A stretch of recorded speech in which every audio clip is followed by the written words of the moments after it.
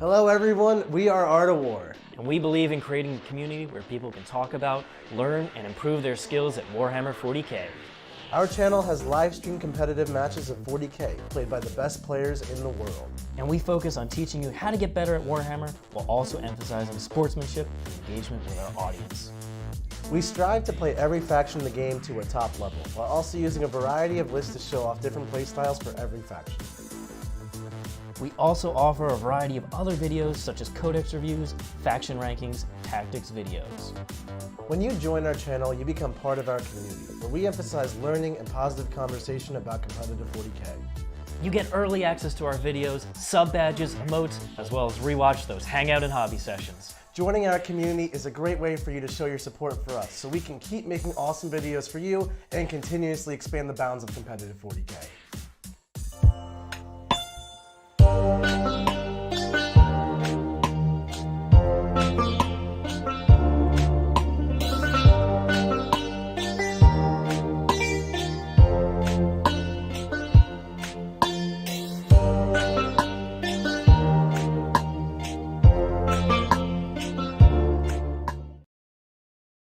Well, what's up everybody? Welcome back to another Hangout and Hobby.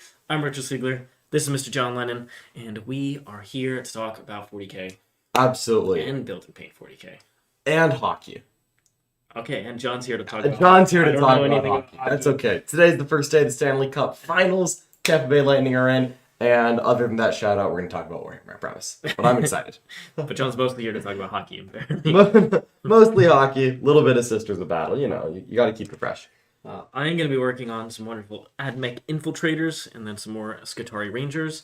John, on the other hand, is working on his lovely Sisters Battle. I certainly am. I am very excited about Sisters. I've been playing a lot of Marines recently, but we are painting away at the Sisters of Battle, trying to get them ready for not only streams this week, but also perhaps tournaments in the future. We will continue to play them and see how they do. Yeah, in fact, we are playing them this week in the War Room, right, John? What a transition right there. AdMech versus Absolutely. Sisters. And you're painting Adamek and I'm painting Sisters. It's almost like these units are probably going to see the tabletop on Thursday night. Statistically probable.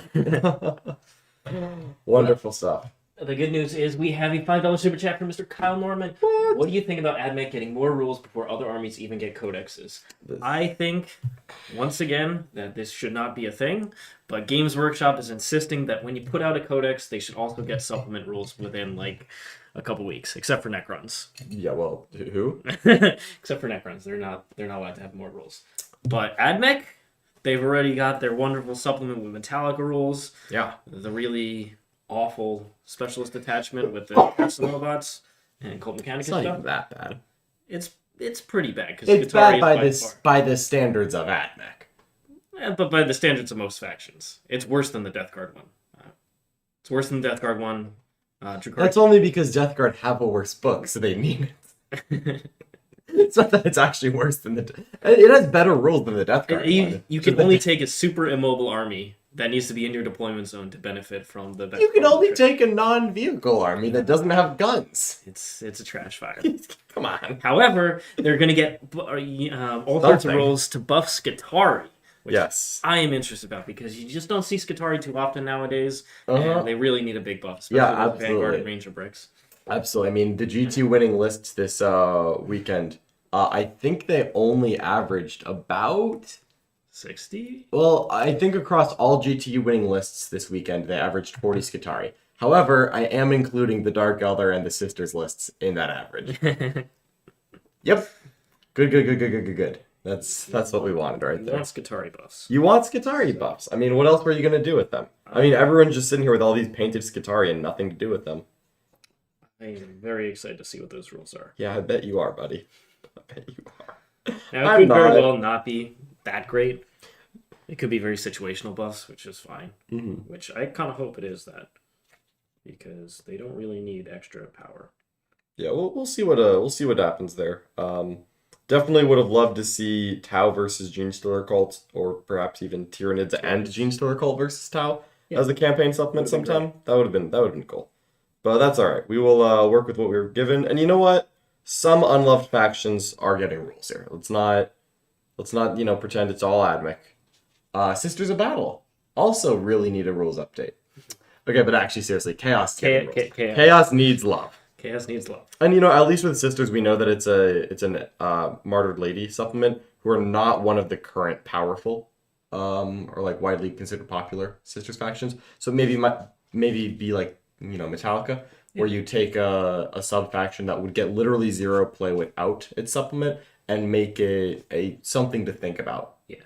So that's a little better because I know for a fact that Sacred Rose and Bloody Rose are not going to get any better from this campaign. Yeah, or Arden Shroud. Or Arden Shroud. And those are probably the big 3 right now. But Chaos, it looks like all 7 legions are getting rules updates. So they may be phasing out Faith and Fury a little bit. Perhaps GW realized that they wanted to see more Mark Perry on the stream. And you know what? This is how you get that. I do too. I also want to see a little more Mark Perry. So we're going to have to bring him back on. Get a bunch of World Eaters and Emperor's Children. And he's probably going to find something in Night Lords, honestly, knowing Mark. Night Lords. Night Lords. Iron Warriors.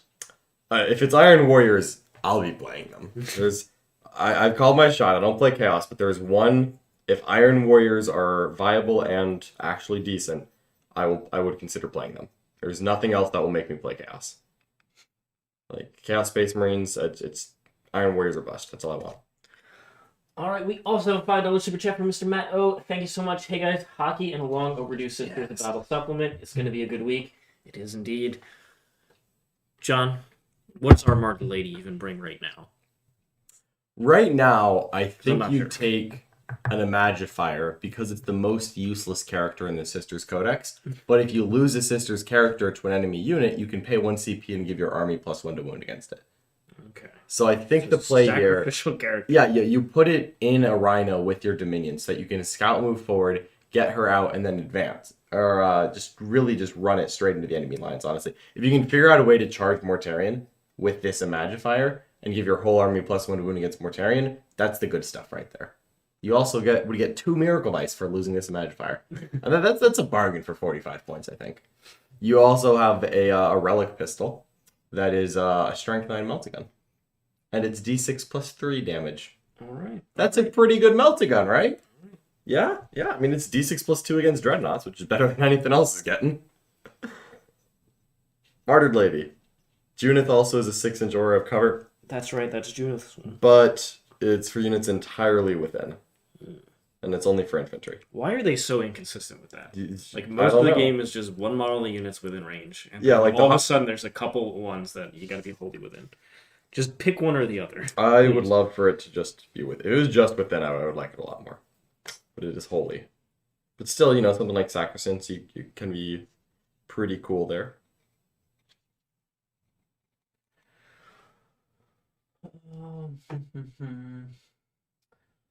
All right. A lot of support for the Lightning in chat. It looks Fantastic, as there should be. Go Bolts.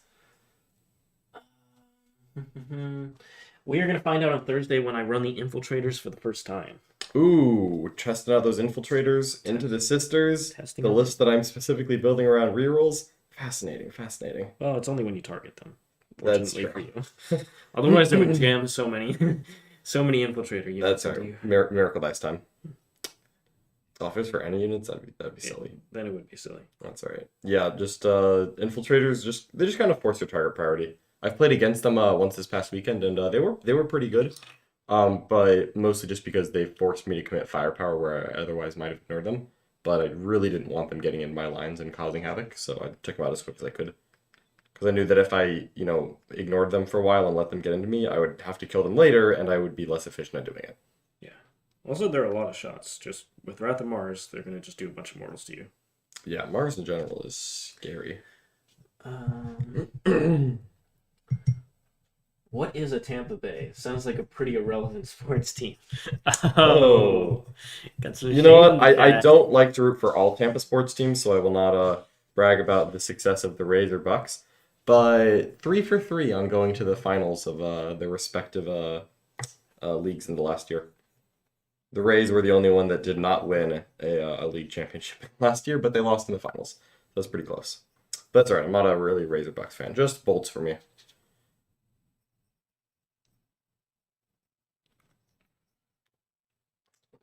Were you always a hockey fan, or is that? I've been a hockey fan for a few years now.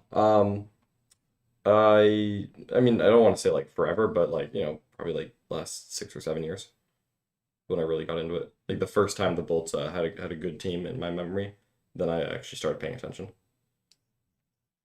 And they've been pretty good ever since, which has been very convenient. That's right, it's a hometown team, so it's totally not a bandwagon. What kind of Custodies list am I thinking about running on upcoming Thursday? Why no guard? I was asked to play pure Custodies, and I'm going to deliver. That's the reason.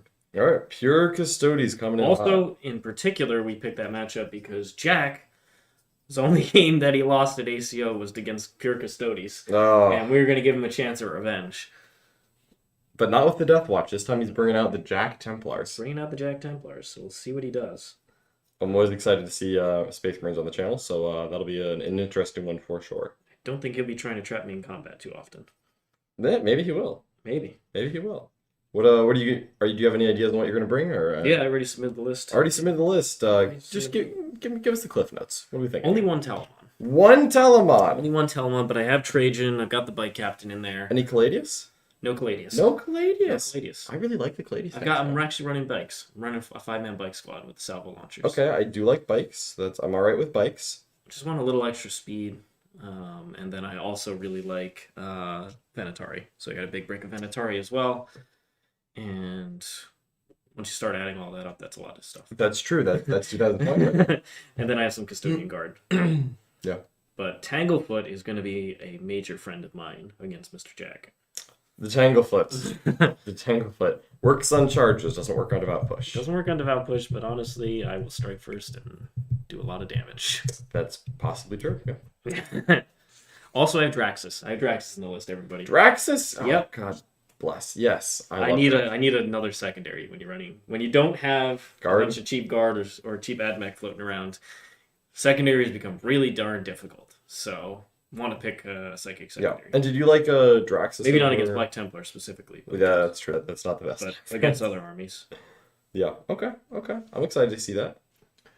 Draxus is like one of my favorite characters in the game. So yeah, she's awesome. Draxus is amazing. She's like the only Inquisition mob to get any sort of Yeah, no kidding.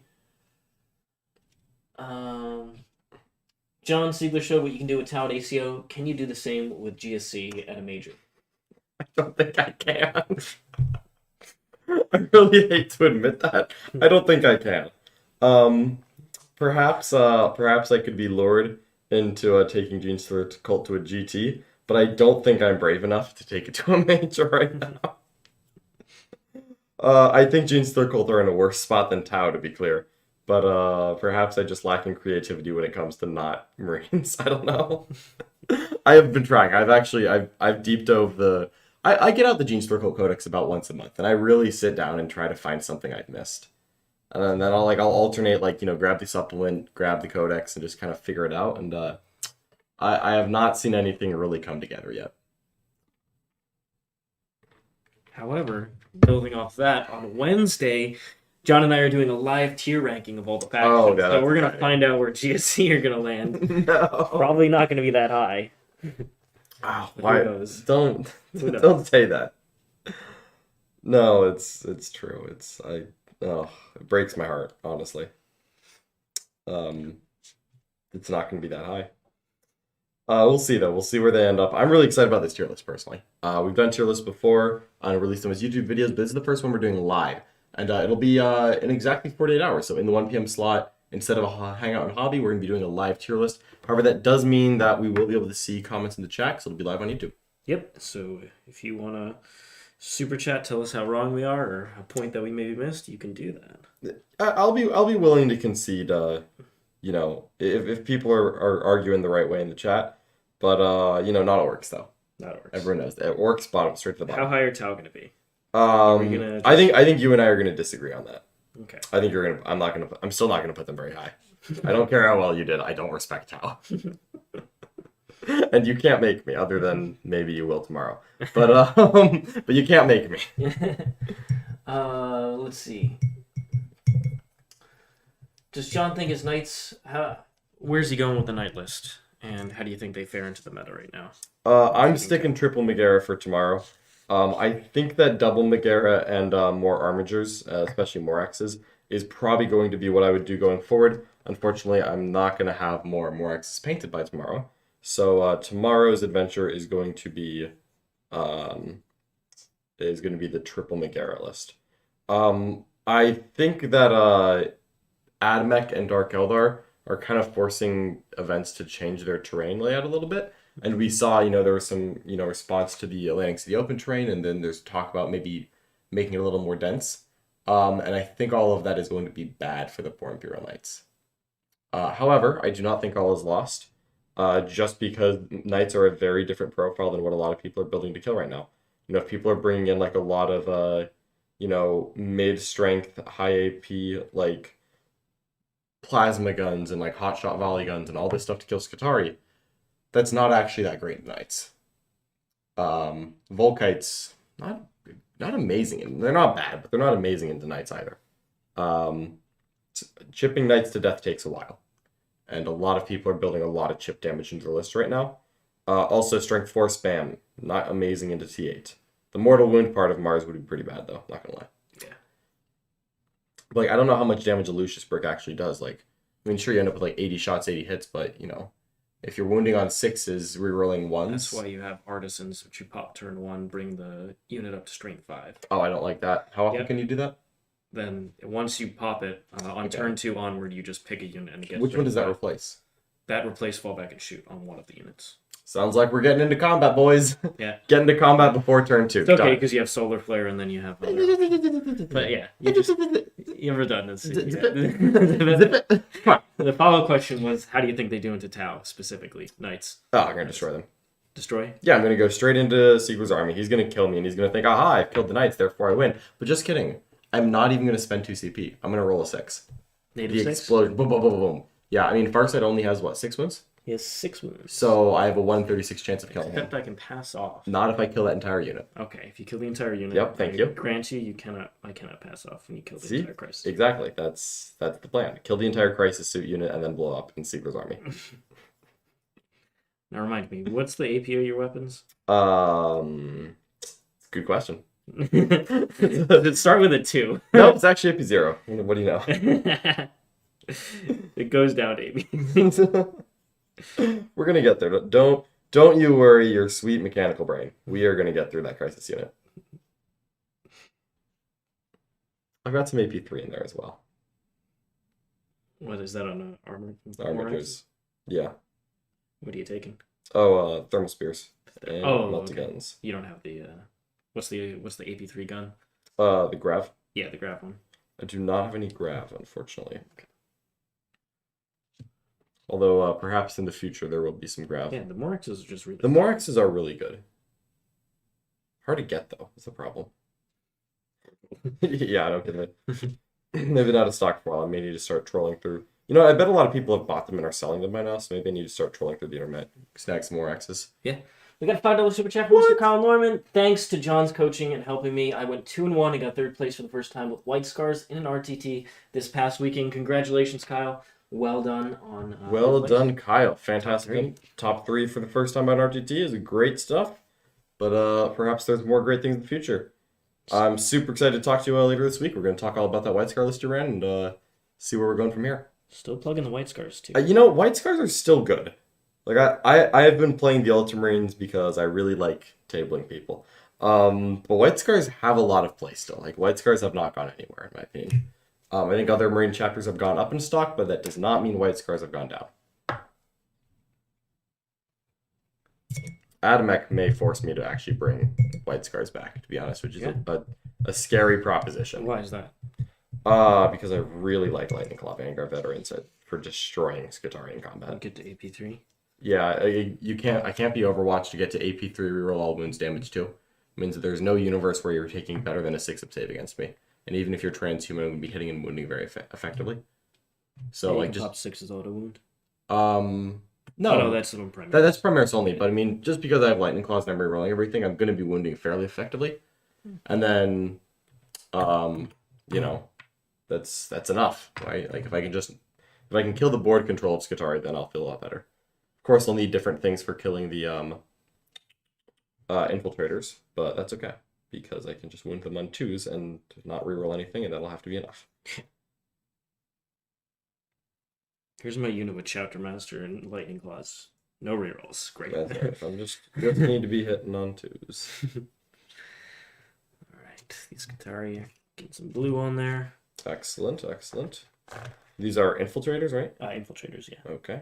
Which are Skitarii. Yeah, that absolutely. But to clarify, yes, they're infiltrators. I meant like infiltrators versus rest stalkers. Because I always mix up the heads and which is which. Have you considered any more Necron lists? Do you agree with the consensus that Silent King is in a rough spot? Yep. He's been in an increasingly rough spot throughout the last couple months. Just keeps getting worse for him. Richard, I didn't tell you about this. I played against Necron destroyers, the big heavy destroyers with the 3d3 damage guns. Heck yeah. They shot a Volkite Contemptor. How big was this unit, John? It was a 3-man. Okay. So they didn't go for the full trolling. You can go to like 5 or 6, man. Really? I thought it was 1 to 3. They shot at a Volkite Contemptor, did 5 wounds to it. So -1 damage went to 4. And then I healed 3, went up to 8. The entire unit did this is the unit of 3. Yeah. So I healed it, didn't shoot them at all, and just shot other things. And then they fired again, I failed 1 save. And this man rolled an 8 on damage and had 8 wounds left. But -1 damage on that Contemptor got him down to 1, and then I healed him back to 4 and walked behind a wall and shot something else. And then they had to shoot a different Contemptor, and they didn't kill him either. But they're quality, John. I think we agreed they were going to die, but they were the only unit alive at the point that we stopped playing. And that unit was only 3 those poor heavy destroyers. Is he spending the 2 CP to reroll wounds on them? No, he was not. Okay. It was very consistent. He would get 2 hits and a 1, and he would reroll the 1, and then it would be 3 hits. He would get 2 wounds. I would make 1 of my 2 5-up invulns, and he would just roll damage, and I'd like have a wounded dreadnought, and then I would heal him 3 wounds. And this just kept happening like 3 turns in a row. And then I was like, all right, like I'm gonna shoot 4 dreadnoughts at this destroyer, and he's like, I think we're good. I'm like, all right, cool. To be clear, that Contemptor is cheaper than the Locust destroyers.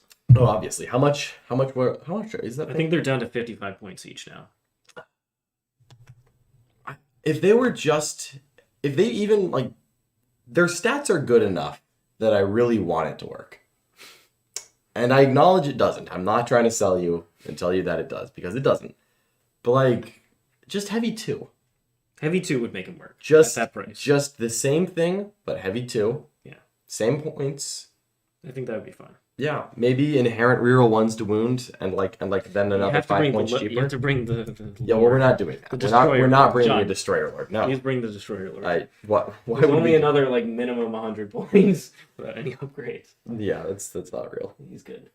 All the Necron characters need to drop like 20, 30 points. They're all just terrible. That's absolutely true. They do. They're all more expensive than the Space Marine characters. Okay, but like, come on, Space Marine characters are the middle of the pack. But Necrons are too expensive. Dark Eldar are not expensive enough. Exactly.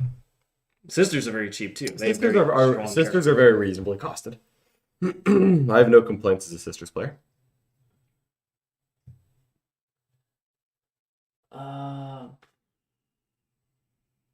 What's some of the best ways for Necrons to tackle AdMech? You need Sky of Falling Stars to deal with the bricks. Like, that's the only way Necrons can do it. That'd be an interesting subscriber match. Necrons. You can get in close with the Gauss Reapers, but it's just so hard to do because the AdMech just outrange you. If they're Mechrid, they can be AP3 and that can still do a decent amount of damage, but AP3 is a huge breakpoint in AdMech. But you have to be in half range, so you have to be really close. It's just not. It's not reliable at all. Tier ranking question: how low are Blood Angels with GSC? They're not that bad. They aren't that bad. Yeah, GSC, Blood Angels are still GSC aren't that bad. They're just overpriced Marines. Overpriced Marines is not where you want to be. Yeah. I'm still stunned that Blood Angels and Dark Angels went up in cost.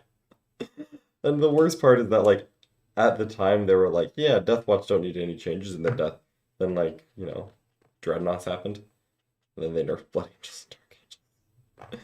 Because they nerfed Vanguard vets, so they were like, oh, these other jump pack things out of here. Yeah, all jump packs must go. Except for Wolfguard. I'm surprised Outriders didn't get a random nerf again. I feel like Outriders are going to go back down. They should, but it was just funny that first time. Yeah, Just, we were here's like, no Blade Guard nerfs. They got to keep Blade Guard. Blade Guard are still the same points cost. Blade Guard are so good for 35 points They are. compared to the rest. I should start taking more Blade Guard. They're really good. Maybe the Black Templars will be bringing them. Yeah, I'm sure. Whistling Bird with a £5 super chat. What's up? Thank you so much. Hey, you two, wanted to ask how chess clocks are used at tournaments. # Manta Fund. Appreciate you. We are going to get that Manta eventually. It's going to be a long You road. will get a Manta, and I will get a Nemesis. What is it? A Nemesis Warbringer Titan. The Nemesis. Oh, that thing, it's so cool. It has a giant gun on the back, and I like As it Titans. should. As it should. Is that the one that's supposed to be in Sieges? Mm-hmm. Yeah. Yep. And as an Iron Warriors fan, you know that I like sieges and castles, and I like big guns that shoot at castles. I'm a simple man, easy to please. I also love basilisks, but they're terrible, so I don't use them very often. I miss the basilisk. Rogel Nanavati also loves defensive structures, including corners. Yep. How are chess clocks used at tournaments? If you want to check out the ITC guidelines, their code of conduct has chess clock rules in there. Typically, I haven't read the most updated version to see if anything changed, but how it had been played is if one person wants a chess clock, you get to use a chess clock. And then they usually, at the larger events, enforce chess clocks on the top tables. Mm-hmm. Typically how I do it, because I pretty much use it every game, is I just, tell people, like, I use it to keep on track for myself. And I want to ensure that we play a complete game.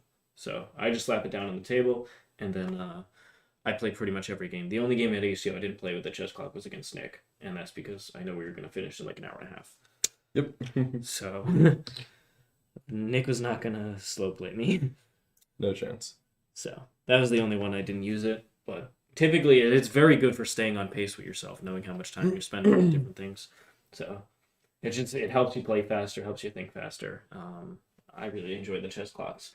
And then what I like to do is pre-game I announce, when we're talking about the chess clock, I always tell my opponent that when I tap it over, I say it out loud, then I'm passing it to them so that they can acknowledge it. Just so that there's no, I clicked it over here and we're trying to resolve the combat and then it stays on his time for an extra 5 minutes or something like that. Mm-hmm. So I like just agreeing that when you pass it over, you just let your opponent acknowledge that it's passed. John, anything with chess clocks for you? Honestly, I was supposed to use a chess clock during 3 of my games this week, and I only did it during 1. So that was, my bad. No, I mean, chess clocks are just generically useful to have. I think I use them the most. You use them the most. I usually talk with my opponent pre-game and, ask, hey, do you want to use a chess clock? I find that it's good to bring your own just to have it on hand. And also some armies, kind of make you want a chess clock, and you can... I mean, for me with the Ultramarines, a lot of my games are very, very quick, so I didn't bother putting a chess clock down. But, when you're playing a more grindy army, like when I played Genestealer Cult, which usually had 2 turns that were extremely long and 3 turns that took 3 minutes, I usually would use a chess clock so that me taking a 30-minute turn didn't look bad. Yeah. Because, my turn 2 at Genestealer Cult would take, 30 minutes was the short end. But I always finished my game in time because I didn't take turn 1. And turn 5 usually didn't do anything other than, all right, I'm going to walk on objective and that's it. So it's very good to, be in the habit, especially if you want to do a lot of tournaments, of using a chess clock.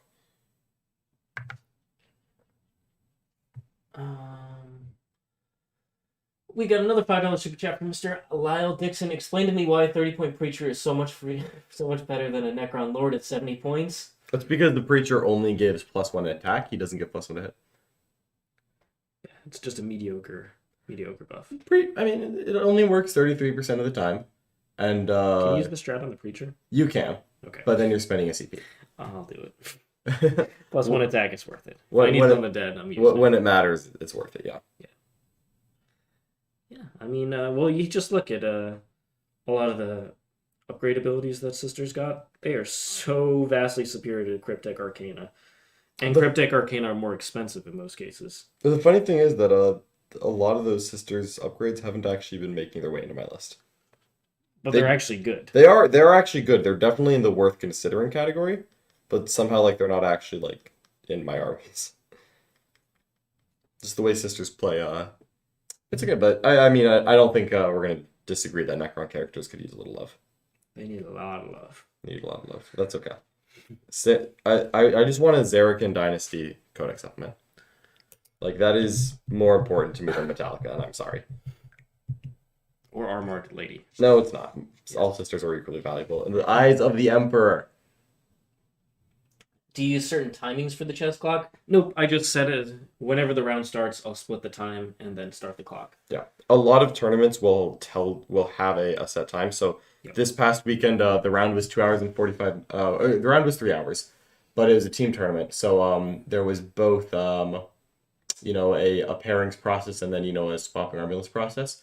So we started the chess clocks half an hour into all the games, and that was an hour and 15 on each, so 2 hours 30 total. So some tournaments will set how much time is on it. Otherwise, you just split the time left by 2.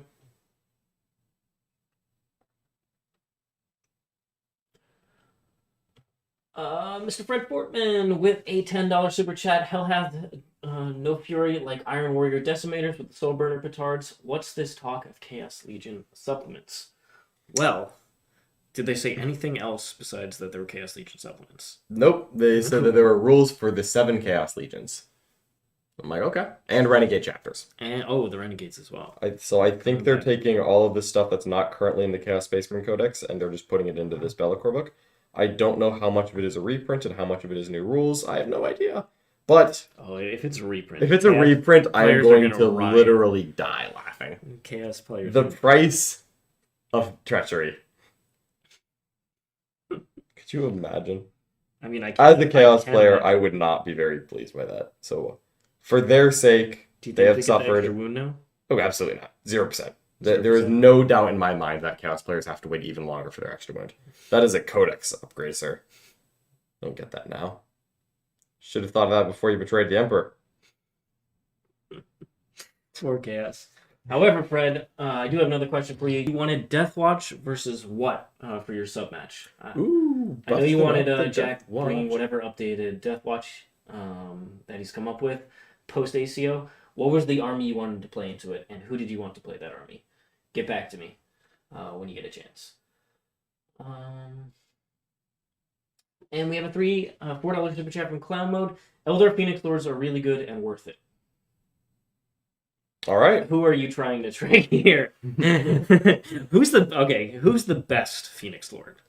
I mean, rules-wise. Not lore-wise, rules-wise, I think it's still Azerman, which is disappointing. Arilith is not the worst. I mean, he's a great while we stand. Oof. I'm gonna be honest. This whole conversation is a tough sell. The other ones don't really have redeeming qualities. Jane Czar is an intercessor sergeant with +1 to hit, and that's just not what you. Karandras actually like a Vanguard sergeant, which is just so bad. Plastic. Fuegan is the... Yeah, Fuegan is the fire. Very creative naming. Morgan Ra with the Dark Reapers. Yep. The Warp Spiders don't get one. Shining Spears don't get one. Crimson Exarchs, Warp Spiders don't get one? Warp Spiders don't have a Phoenix Lord. That's a shame. Like, theoretically, there is one in the lore, but I don't know his name, and he doesn't have a model. So, I don't care. I think Arilith is probably actually the best one. Arilith may be the best one. Then Asherman.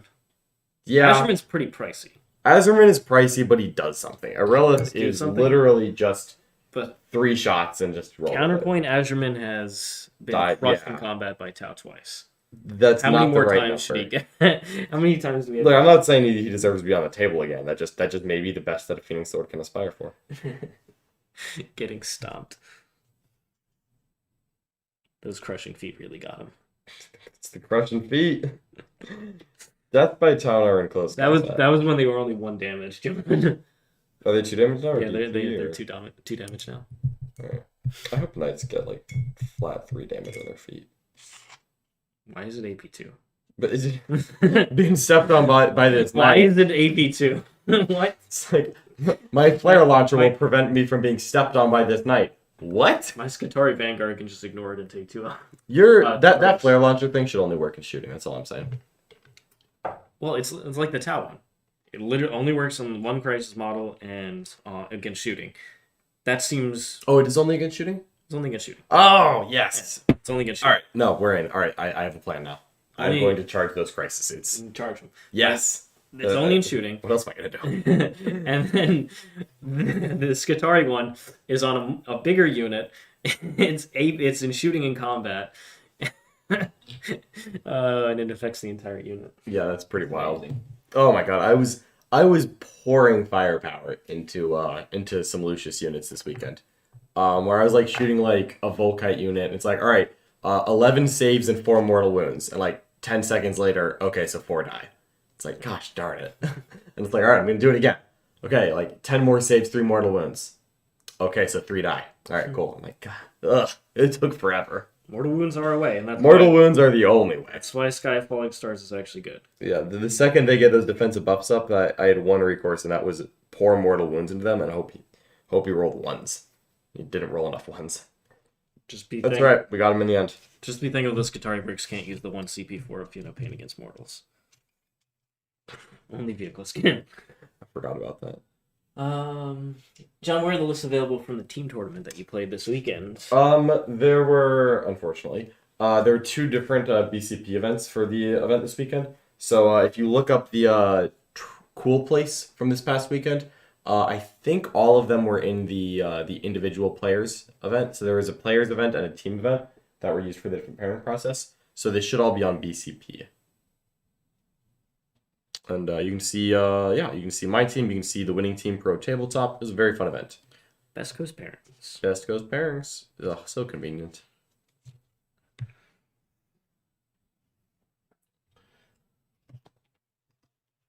The best Phoenix Lord is clearly Drazar. Oh, you know what? Good point. Drazar is by far the best Phoenix Lord. I am willing to concede that one. Drazar's 10 points did not fix Drazar. He's so good. He's great.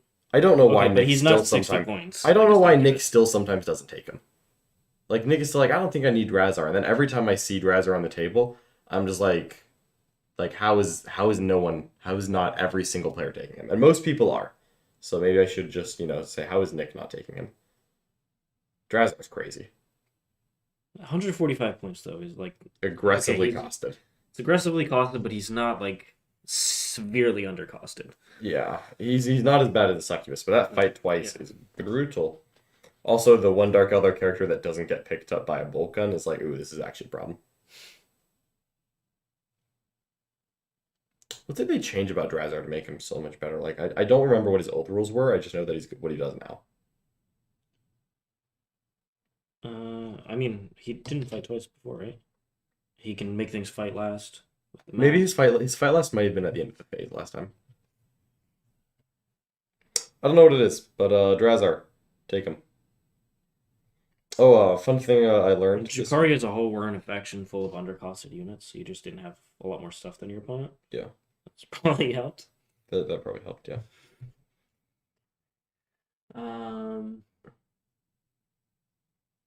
Did Raiders get an extra transport slot to fit a character? Oh, they have 11 slots now. Exactly, so that helped big time. That also helped, for sure. That helped big time. There are so many situations where I wish a Rhino could hold 11. Yeah. But that's okay. We don't need no Eldar privilege. Or the Impulsor carried a normal amount of space units. Impulsors just held more than 6 dudes. I would really like them. Or if they held even if they just held 3 Gravis Marines, I'd like it a little more, but just 6 dudes is hard. It's hard to put anything besides Blade Bear in there. We got a $10 super chat, Jian Kundong. Hey Shazmo Richard, I used your list in an RTT last week and got 5th overall. Could have won all 3, but I was on autopilot after 2 games. Didn't realize the winning play. And then another $5 super chat. Are there any tips you got for performing better on the last game of the day or against an uncommon list? So, if you want to add extra details for the particular matchup that you played, you can add that in here.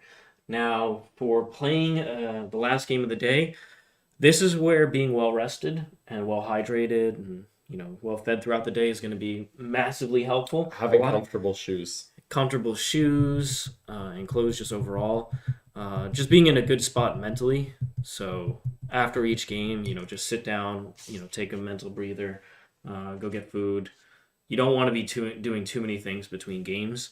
And as soon as you keep up with BCP, start looking at who you might potentially be playing, start looking at those lists, and start thinking about the matchup. You should be going into each game knowing what secondaries you're going to pick and how you're going to start deploying.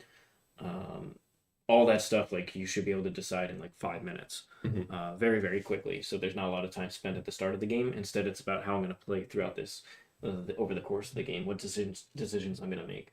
So definitely recommend all of that. In terms of playing against an army you haven't played, say for instance you're playing like Chaos Knights and you don't get any Chaos Knight practice. The thing I would do is I would hop onto Wahapedia, I think it's called. Yeah, Wahapedia is a really good reference. And just go to Chaos Knights and then Control F, search for like their relics, warlord traits, and just get the gist of what extra rules they're trying to build around. And those will usually give you a sense of how the army is designed and what tricks it has. Obviously, you can ask your opponent as well, but that'll give you some foreknowledge about their list design. That's all good advice. Against Iron Hands, I could have touched the drop pod with my stuff and blocked the dreads with Remora drones for 2 turns. If they had a drop pod, you should have destroyed as much as possible, then charged into the drop pod and swung with as few units as possible, so you don't kill it accidentally. And then pop Monka the next turn. And ideally what you would do is you would string out your characters so that, Farsight was also touching an objective next to the bodyguard unit and they were closer. And you could just easily hold down stuff like that. Drop pods are a major liability. So as soon as you see something like that, get your units, kill as much as you can, especially the stuff that can get into melee with you. Get rid of that stuff, charge the drop pod, keep it alive, pop Monka, fall back and shoot. And then from there, you play the rest of the game. But you basically just take away a turn of their shooting. I have very strong feelings about drop pods. Yeah. John has pulled some magic against drop pods. What was it? 2 Orions were surrounding a drop pod with... My personal best was 2 Orions and 2 Caladius Grav Tanks, all in combat with 1 drop pod. And also, Trajan was sitting an inch away from the... This was 8th edition. This was 8th edition, yeah. And Trajan was an inch away from the drop pod, and then after my opponent's shooting phase didn't do anything, I heroically intervened under the drop pod and killed it. Bringing yourself up. Bringing myself up. Your turn. Yep. Yeah, Trajan can kill a drop pod. He's not what you want him to be, but he can. Gosh darn it, he can kill a drop pod. He can kill a drop pod. He should be flat 3 damage, but boy, just didn't think of that play during the game. Yeah, honestly, that play probably just wins you the game. Space Marines can't afford to do 0 damage to your army, especially when they have units available, because you get your first turn of shooting, and then you hit the drop pod. They lose a key turn of damage, and then you pop out, and from there you do it again. You do it again. You have too much stuff, and they haven't done any real damage to your army. And that's, Tau have a lot of nice ways to killing Marines. But even better than that, there's other tricks you can do. Is like you can, if you're worried about your 2-man drone units dying, just go ahead and charge them all into the drop pod and string the crisis unit back to the drop pod and all those drones. So they can't kill the drones only when you want them to, only when you want to pull them for pass-offs. It's just, you can abuse drop pods so much. So stuff like that, 100% look at that. And in fact, there's a Tau clinic this week in the War Room, and that is going to be Tuesday afternoon. Myself and Brad Chester are going to break down Tau and some of the cool plays you can do, lists that we're working on. So definitely check that out if you're in the War Room. Mm-hmm. Exciting stuff. How are the sisters coming along? Coming along all right. I'm doing a little bit of white detail, just that first dry brush of white over some nice Ulthwing Gray and Null Oil. Just add a little bit of detail to the shoulder pads. Then I'm going to come back and do some gold, I think. Ooh, gold. I do like gold. Yep. This is 2 squads of Dominions with Stormwalkers that I'm working on right now. Super valuable units. Really looking forward to having them on the table again. They've been very valuable in all the games that I have witnessed and played so far. They're already painted to like tabletop standard, but I like to get them a little bit better before they go onto the shelf and are really done. Especially for our stream games, gotta get them looking nice and pretty. Definitely. But yeah, I really excited about Sisters right now. What do you think you're going to be playing in the War Room this Thursday? It's almost certainly going to end up being a combination of Argent Shroud and Bloody Rose. I'm going to go 2 detachments. It probably will be relatively similar to the list that Jack Harpster played. We've been collaborating a lot, talking different sisters' ideas. I think I'm going to change up some things from what he's been doing. And I'll probably actually have that list finished up probably later today, maybe tomorrow. So, Valestine? Valestine is on the table. Val is definitely getting played because I painted Val, and then Jack played a game with her, and then I lent her to my buddy Daniel Smith, and he played a whole GT with her. So I painted up a Val, and she has played 6 games so far, and I have not been to won any of them. And therefore, I have to play her. So Val will definitely be making a War Room appearance. I think Celestine's going to be in the action too. We're going to get that nice mix going and see how valuable the bodyguard role really is. What do you think are the weak links to Jack's army that you're going to try and... Maybe not weak links, just things you want to adjust. Honestly, I need to go reread his list.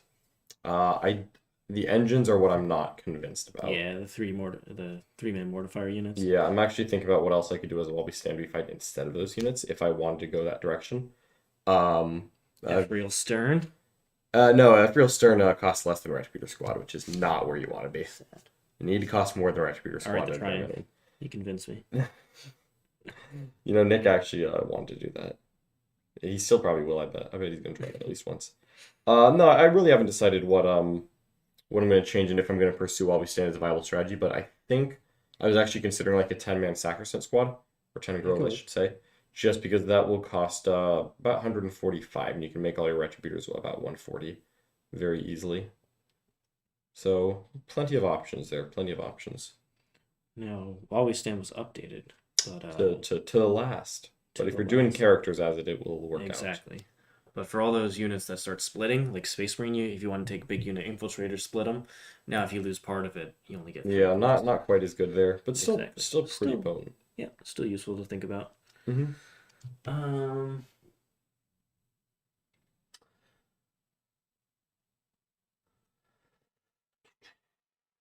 What do we got going on in the chat there? People agreeing with Arilla. And obviously, Relith is the best. Okay, Chaos List. Fred said a Chaos List from the Armed Forces GT if possible. Okay, we will make that happen. Let me write that down, and we're gonna get that on the schedule for the next couple weeks. Who did you want anybody in particular from the Streamhouse to play the Chaos List? And is Jack the Deathwatch player? Jack is the Deathwatch player. Curses. I didn't make that clear. I do like Deathwatch.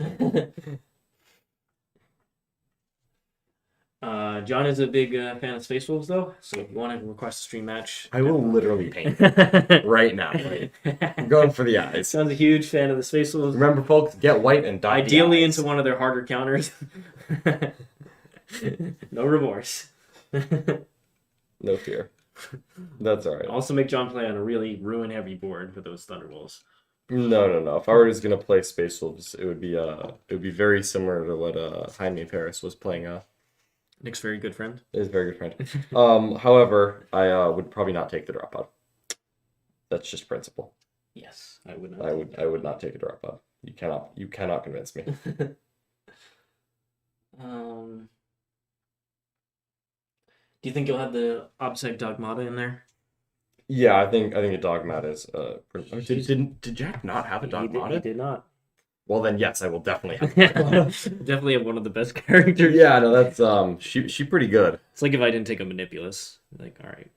I don't think the Dogmata is as auto include as a Manipulus, but she is pretty strong. It's Cathari Marshall.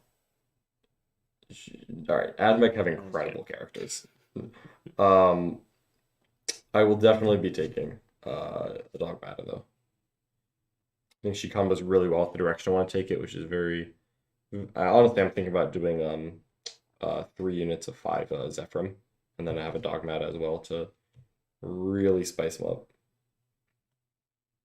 I just like OBSEC, you know? OBSEC. It's such a great rule. Anytime I can make something OBSEC, I just thank the Emperor Emperor for making me an Imperium player. And yes, she's also priest, you know? Yeah, just, you know, as a side thing, she's also a chaplain, yeah. Just toss out +1 attack every once in a while.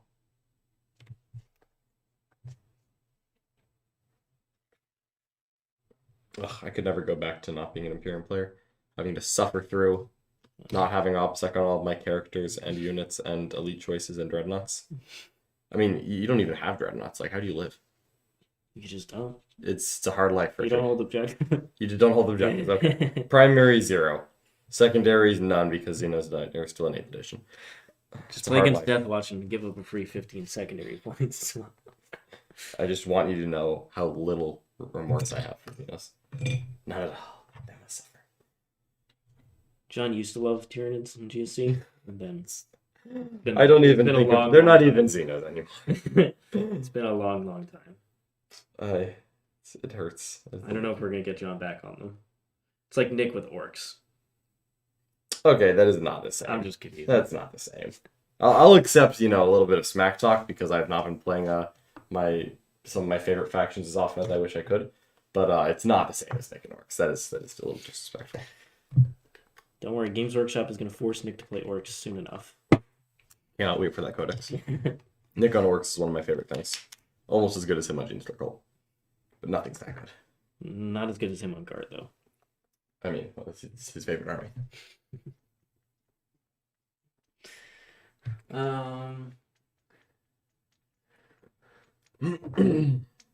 Jack's new list has the Dogmata, so he did it. He's gonna. All right, so we added a dogmatic. Good. That was a necessary change.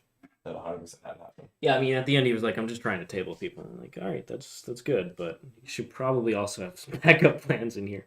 Mm-hmm. It's not easy to table everybody. Just take Ultramarines. Then I just need to make 5 of Pendulums, right, Joe?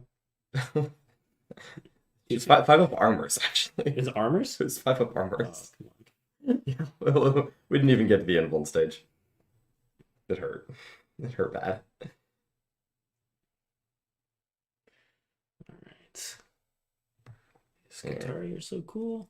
We're working on the gold now for this unit. Just doing a little bit like they all have like a little inquisitorial eye, like on a rosary. So we're just doing that in a little bit of gold, just to add a little bit more color to the units.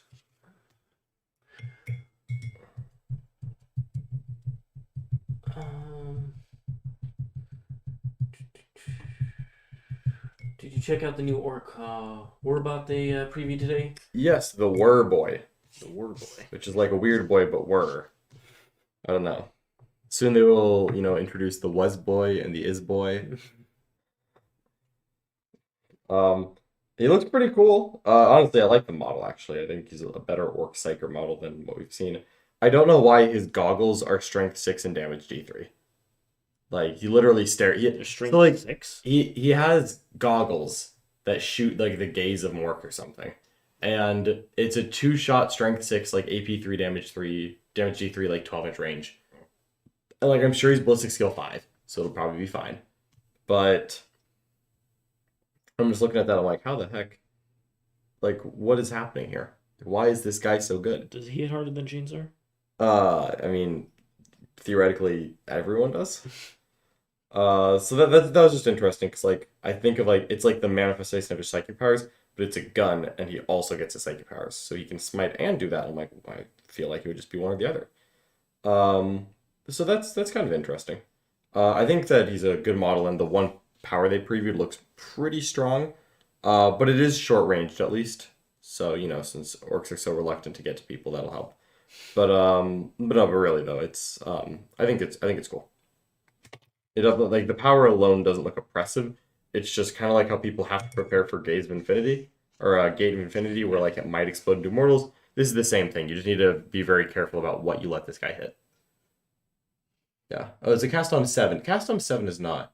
And yeah, it's a max of 6 mortal wounds because it's 6 dice, not a 4+. It doesn't look like broken. There's going to be a couple situations where you hit like a crisis unit with it, and then everything within 6 inches of the crisis unit, aka the whole army, takes 1 mortal wound. So I don't think it's broken at all. It looks cool. I mean, most of the mortal powers, across the game used to be just like on 6s. You roll a die. Now they're making them a little more potent. Because you'd usually, if you have any better buffing spells, you take those first, and then you think about the damage spells. This at least evens it out for non-Thousand Sun players. Exactly. Yep. No, I'm very okay. As long as there's nice caps on there, which... Yeah, I'm wondering, I guess he's probably going to get his own psychic discipline. Probably. Which is cool. Weird boys and were boys.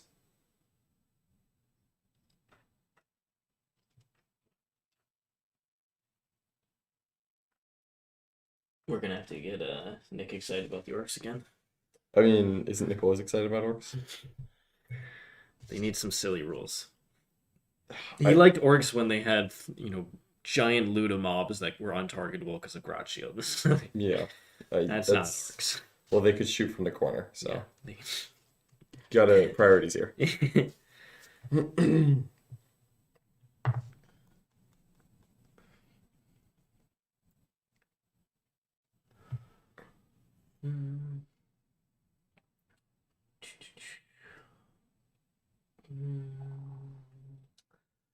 Do you think Knights and Custodies could work competitively?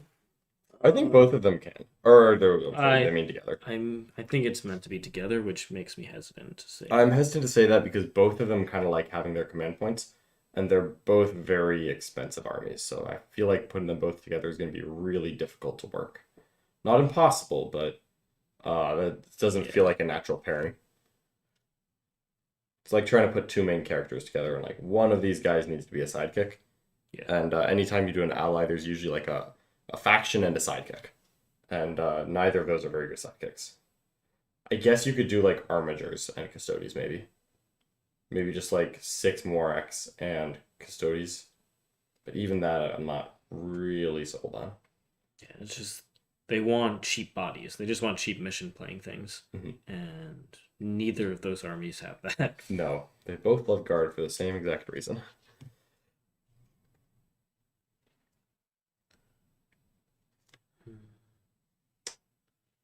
Poor Custodies. Hope they get something cool soon. Yeah, I mean, they're one of the few Imperium factions that haven't gotten love yet.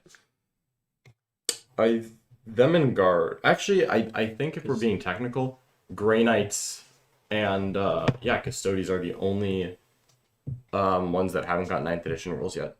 Because like Guard got they got Gaunt's Ghost, which we shouldn't really count. So we'll throw Guard in there. I'm not going to count Gaunt's Ghost. But Space Marine Sisters, Adamek are all good. Grey Knights are about to, so I don't feel bad about them. Knights got rules. They weren't. Knights got rules that didn't change much of the status quo. But then, like, the Megara is basically worth 1 codex supplement all by itself. Talk about an army that needed some forge world love.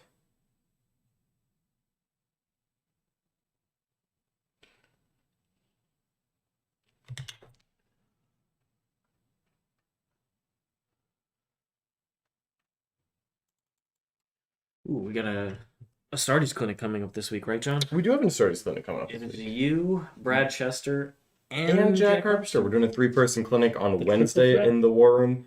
I imagine we're going to talk about everything from Ultramarines to Black Templars to why Brad refuses to stop playing Drukhari and why he won't play Space Marines again. That's what I'm going to be asking him. Why won't Brad play Space Marines right now? Like, Jack and I have proven, in the face of Drukhari, you can still make Marines work. Like, it was oppressive, but we found a way. And Brad is staunchly refusing to give up his Drukhari. He's addicted to the power.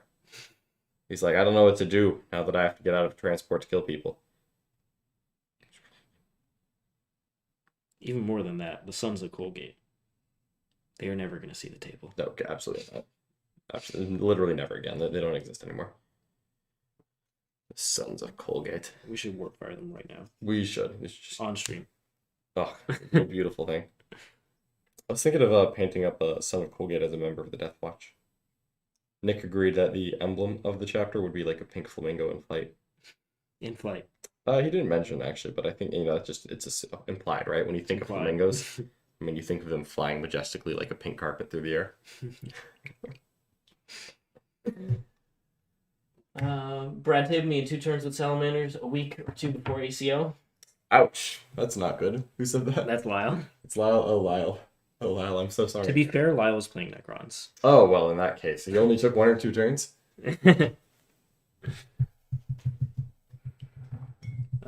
He was thinking about taking them to ACO, thought they were on par with Ultramarine Dreadlist. Lies.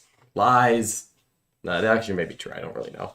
I did play against some Salamanders this past weekend, but I don't think it was quite Brad's list. They got some cool tricks. They've got some cool They tricks. shoot a lot. They do. A lot of Melta. Dreadnoughts don't like a lot of Melta. They don't. They don't. But, like, they can take a couple Melta. Brad was running like 30 Melta. 30 melt is more than I want. a lot. I will happily concede that 30 is not the number I desire. 30 is a lot of melts, I think. Silent King apparently just evaporated. Yeah, okay, I believe that. We got to get Brad down here. We are getting Brad down here next month, so As a matter of fact. Stream games with Mr. Brad. It's gonna happen. Mm-hmm. I'm super excited for that. It's been a long time coming. You know, it's fun streaming with Brad, but it'll be even better when he's in person. We've got the bronze on here. Question about the Tau army list. We know you done well in your last tournament. In which way you could manage a lot of infantry enemy units? How do I deal with like hordes? Do you mean? The crisis unit just puts out a lot of efficient damage. So say for instance I'm running against 30 boys. I'm gonna count as 5 marker lights on there, or try and get actual 5 marker lights, and then reroll wounds, hitting on 2s, rerolling 1s, wounding on 3s, rerolling, and just killing if they don't have the 5-up invul nearby. I probably kill most of the unit. Now I have a lot of other just random firepower that I can help whittle it down and then make sure the crisis unit does it in one go to not risk something like the Green Tide. So same thing for a lot of just horde units. Even though they're not very common, the list does have volume of fire in a lot of places. Oh, for sure. And especially fire down range. So even if you string back the unit and pull the close. I would not casually park a horde in front of Richard. And then all those breachers, they shoot a lot Mm-hmm. when you get close to me. So You're just pumping out little shots. Yep. That's the same reason I love my intercessors and like Deathwatch veterans so much. It's just like they're kind of ignorable until like it's like, oops, here's just an extra bunch of hits. you're like, oh, that's at strength 6 AP2. Well, okay. Yeah, killing a enemy elite infantry gets a lot easier when you just have a bunch of random shots to put into them. Yeah. So I haven't had issues with hordes, and once again, hordes just aren't that common. Like, what's the best horde army right now? Is it still Tyranids?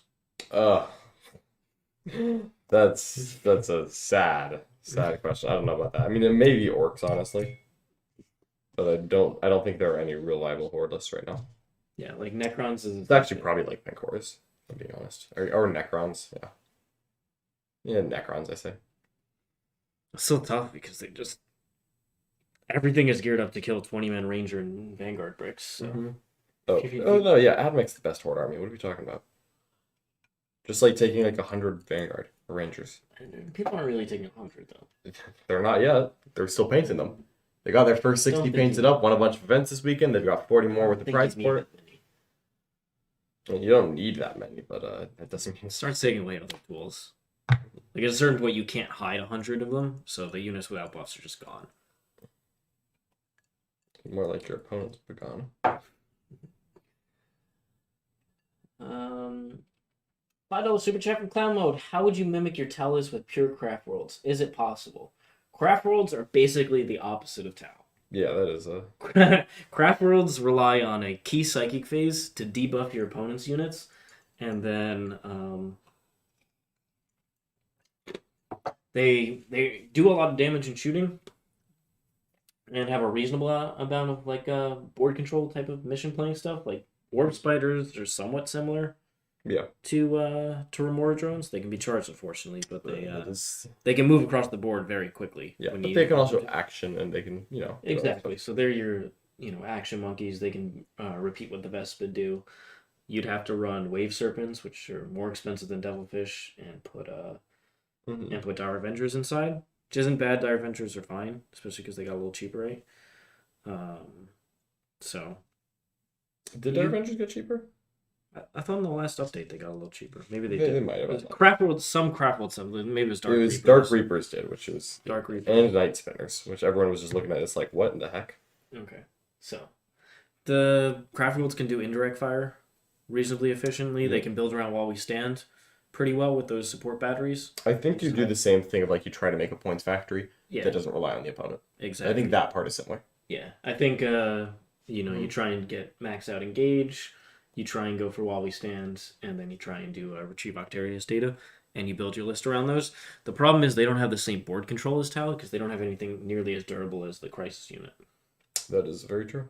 So, Of course, that crisis unit doesn't look so durable when it gets killed by knights. you probably have to double down or triple down on even more transports with OBSEC bodies inside, which that gets pricey really quick and doesn't do much damage. Yeah. I know Nick tried that playstyle before. Yeah, he hasn't tried it with the Wave Serpents. Transports are just very good right now. So That's very true. Maybe it's worth a look. But I think you can have a reasonably consistent army. I know Matt Laura on here was playing Craftworlds for a while and doing pretty well with them. Yeah, I would say you go points factory with like warp spiders, indirect fire, ton of that MSU, like three different like solo war walkers outflanking, bunch of efficient like cheap firepower units, Minimum Dark Reaper units, and you're just trying to max engage, get a good while we stand we fight, and then get really consistent retrieve Octarius data. Yeah, I agree with that. Painting more infiltrators. I am painting a 10-man infiltrator unit right now.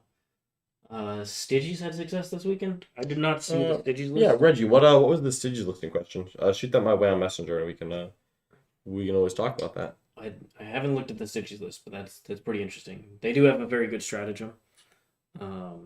Slash, what is it, the Warlord trait or the Relic?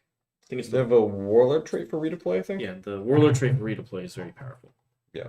But it specifically doesn't work on units that infiltrated, which is like... Yeah. looks at Ultramarines and laughs. Like, it's like, oh, That's John knows where his like, Ultramarines are heading. That's my whole game plan, okay?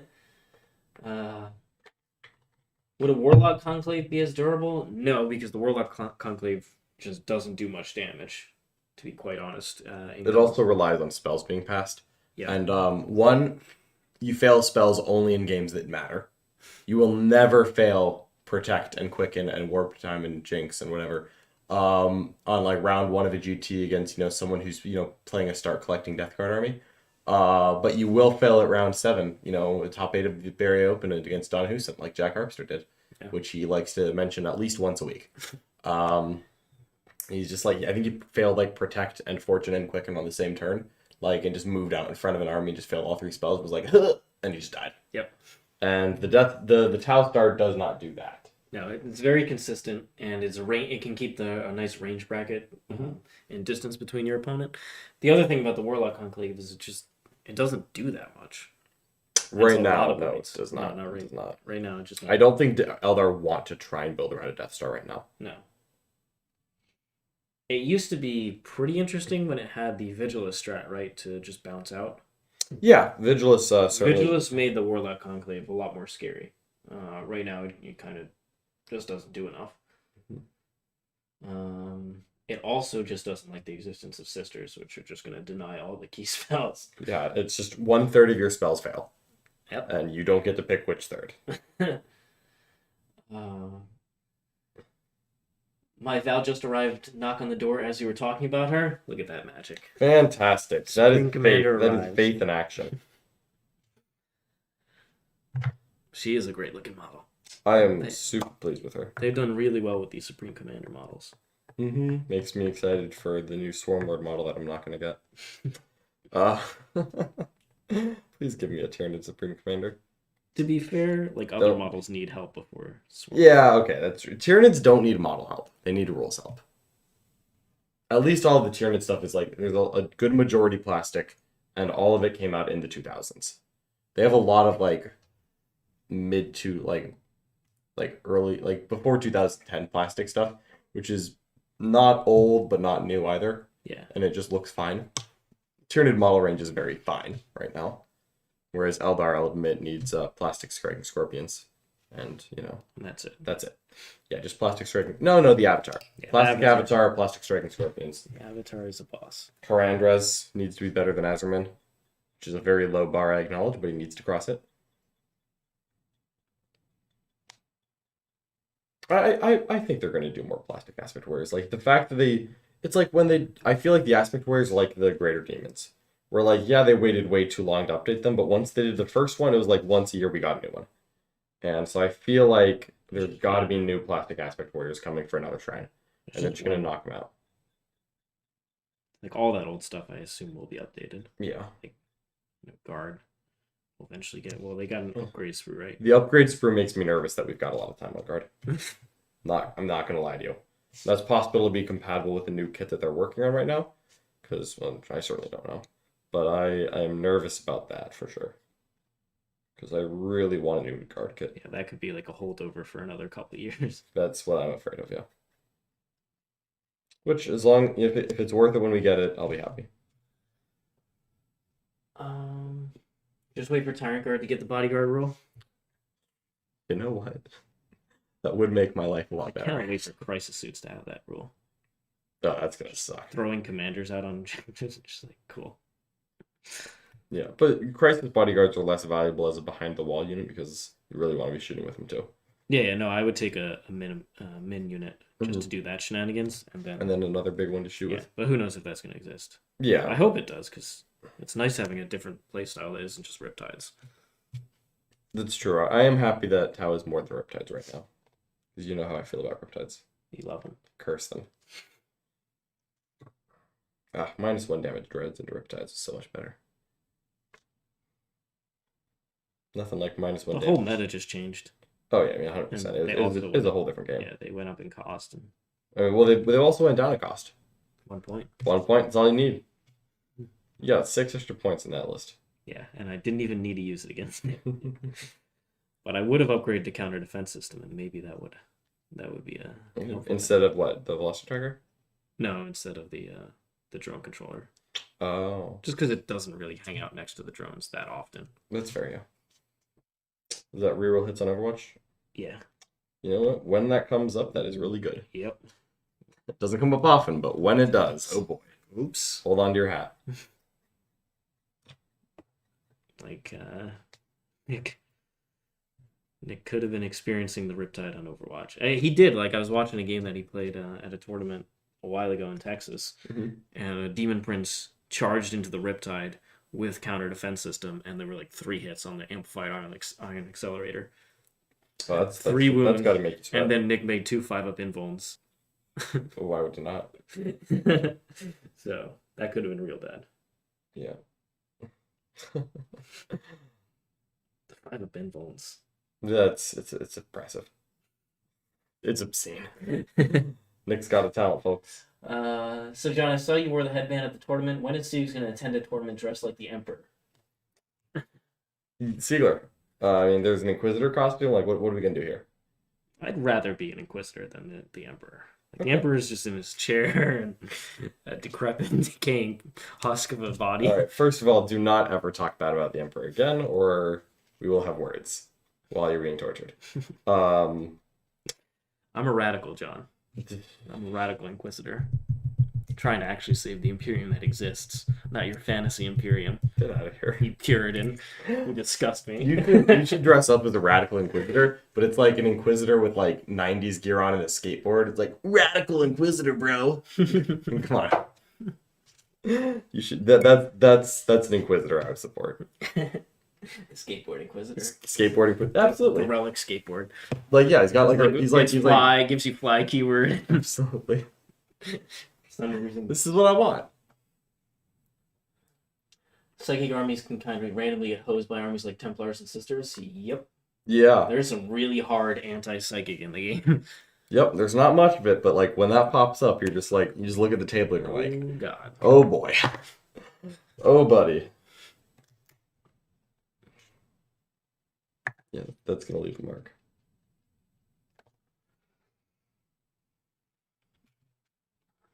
What would you dress up as, John? Commissar. Commissar? Absolutely. Commissar Lenin? Commissar Lenin. I mean, ideally, I would have like a full, like, you know, like Space Marine armor set, but I acknowledge that would be impractical to play 40k. We always joke that John be the Commissar and I'd be the company commander. Yeah. And then Mark is the Ogren bodyguard. Mark's the Ogre body, absolutely. That works perfectly. Nick is the ratling. Yep. Nick, I mean, he can't really cook, though. He can't cook. That's unfortunate. He's not a very good ratling. That's the whole reason to keep a what ratling would around Nick the be camp. in the guard roster? I mean, I feel like he's just like a servitor. Maybe a servo skull. He's a cherub. Cherub. Oh no.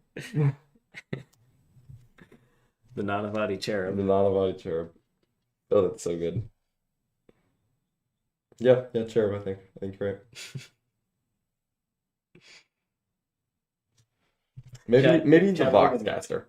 He'd be the box The caster box guy. caster. No, he could hold the banner for us. That's true. He'd be the banner. Oh, that's true. You drop one plasma gun to hold the regimental standard. Yes. Forgot about that.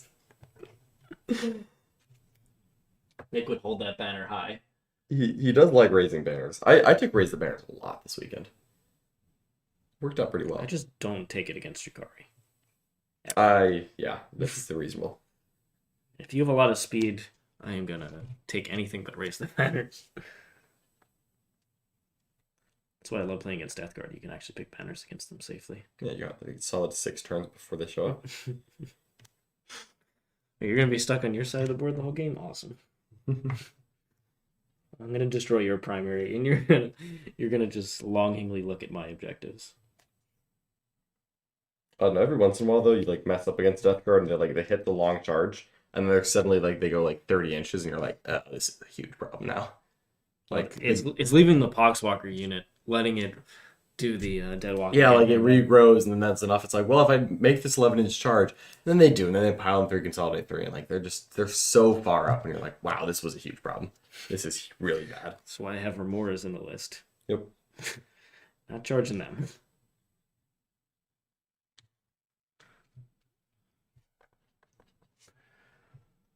One person go as younger Eisenhorn, one go as the older radical Eisenhorn. Okay. Somebody should go as Ravener. I mean, after we get an Eisenhorn TV series, I cannot wait. Can we get more details, please? I wonder if that's going to be on television or if it's going to be on. I thought it was Plus. picked up by a big network. Okay, I'm very okay with it. I assume it'll be on Plus and also whatever network this is. Yeah. Okay. I would love if Amazon picked it up or something like that. Oh, that'd be amazing. In your next tournament, what faction do you plan to play? Seaver? Admech. Admech? That makes sense. For me, I'm going to go ahead and say Sisters. However, there's a very non-zero possibility of Space Marines. Hopefully, I do not resort to Admech, but I can't rule it out either. I'm not going. John is the only one in this house with access to the Admech army.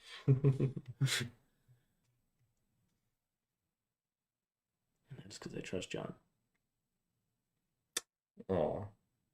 Sealer has faith. I have faith in John. As you should. Always have faith. To treat them with Missionary Lenin demands. Missionary Lenin never fails.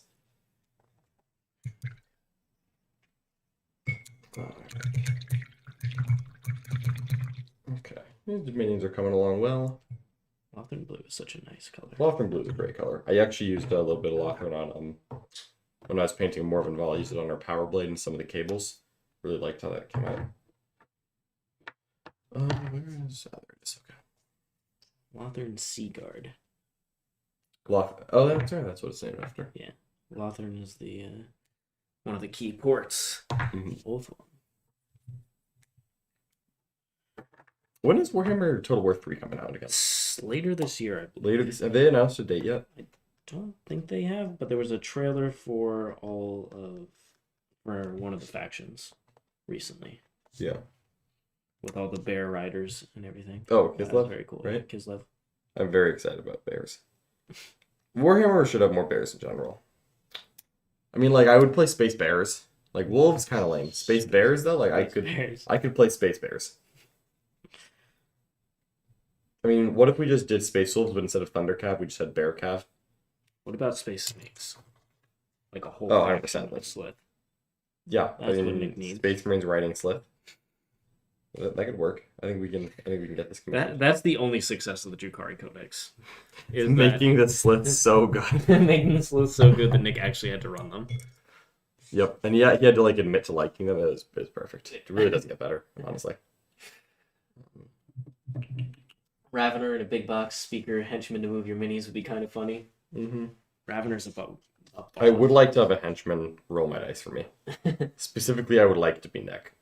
I don't think I could ever lose a game in 40k if it was just Nick rolling my dice. Because even when I make a mistake, I'll be like, "Oh, Nick, I need literally nothing but 5s right now." He's like, "You got it, boss. It's done." And on command. Nick delivers, 100%. This raider has no business being alive. All right, done. Great. It's so I actually really need to make this charge. but I don't have any command points. Nick, get over here.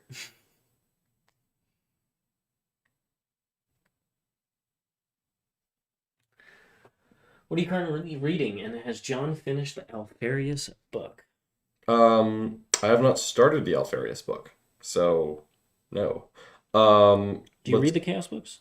So it's a 30K book, so yes. Therefore it doesn't count as chaos.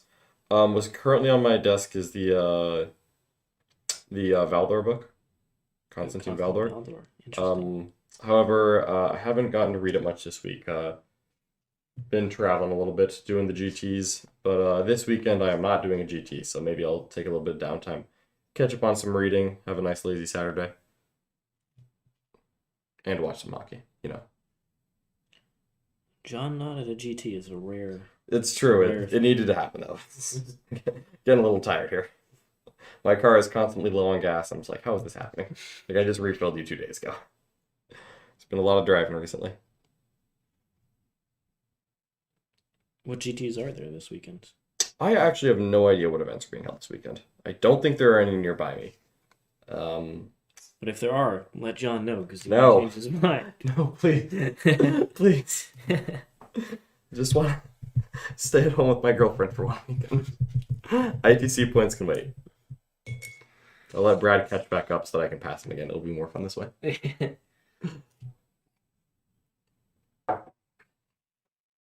Could 600 points of Mars Rangers with support and 600 points of Lucius Vanguard with support beat 2,000 points of Custodies? 1,200 points of Admech with just the characters and the blinks? Troops? I don't think so. I think Telemons are just very useful here. You think the Telemon's useful? D8 really helps, yeah. Well, it's not about killing. You just literally surround the Telemon. Okay, but they have to get there. That's what I'm saying. It's like it's not like killing the Telemon actually doesn't matter. It's can they kill the infantry and get rid of the other stuff before they wrap your dreadnoughts. None of that kills Terminators is the problem. Wrath of Mars does. Sorry, Wrath of Mars does, yeah. Oh my god. God, I hate Wrath of Mars. That was actually just a lie. I think if you split the board control, no. I think if you keep the board control as Lucius and bring in Mars shooting, yes. Is that the challenge? We know that 1,700 points of Drukhari. Well, it's 1,200 points of infantry plus all the support characters. So that's almost 2K. Like still, you're not running the Iron Striders. Basically, if you take the Iron Striders out, can you still win? I think it would be reasonably close. I think Custodies don't like Wrath of Mars at all, and no one likes Wrath. They don't have the volume of fire to get through the Ranger bricks quick enough, in my opinion. Mm-hmm.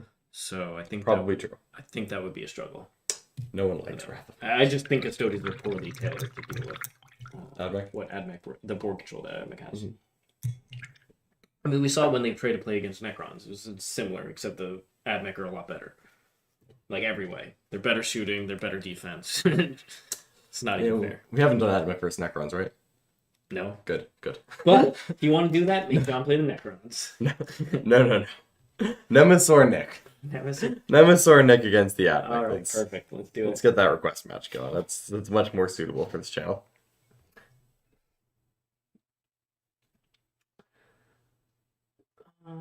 Any thoughts on building a non-interactive sisters list for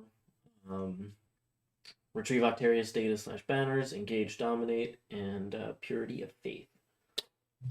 Yeah, you can work on that, but I just don't think that non-interactive is going to work for sisters because all of those secondaries have a cap that's not 15. Like Purity or Purity of Faith is Do you mean Leap of Faith? I feel like you mean Leap of Faith there. Which is the one that you get the Miracle Dice? That's Leap of Faith. That's probably what they're referring to. Which maybe. I just think that sisters need to be interactive to keep people's scores down because I don't think that non-interactive lists win games unless they have really fast objective contesting to keep your opponent's primary down. Like Dark Eldar can afford to do it because they can max secondaries and also knock 10 points off their opponent primary, and at that point they just win. Even if your opponent tables you. But sisters, I don't think are able to play that constant objective contesting game as well without going very heavy on the interaction. Yeah.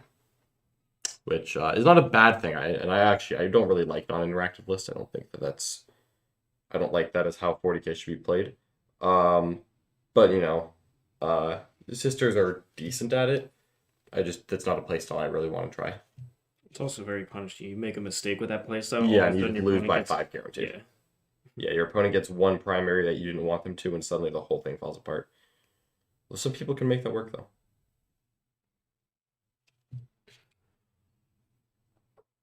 Your lives depend on a 500-point patrol-only tournament. Who and what would you take, and why? I'm taking a Megara. So screw it. I'm taking a Raven Megara. Or not Raven, it'd be Crast. We'll find a way here. He's gonna reroll 1s to hit. He's gonna have a 2-up armor save. And that's gonna need to be enough. Two ranger bricks and the sport characters. Just go. Also pretty good. Just go. Yeah, I have no idea what's good at 500 points. Not even the slightest. It might be even more rock, paper, scissors down there. I would not be surprised by that at all, to be honest. There's just some combos that if you don't have... You just don't have tools. Yeah. So you can't play your way out of situations. Yeah, that's much. always my fear. So it's just like, oh, I guess I don't have the tools. Awesome. As soon as you run out of tools, it is a dangerous game. So I think in 500 points, you just build a list that plays the mission relentlessly. Yeah, which is probably like Dark Eldar, honestly. We're just like 2 raiders and contents and, you know, like 1 succubus, a couple witch squads, and 2 raiders. That's probably really good. Yeah.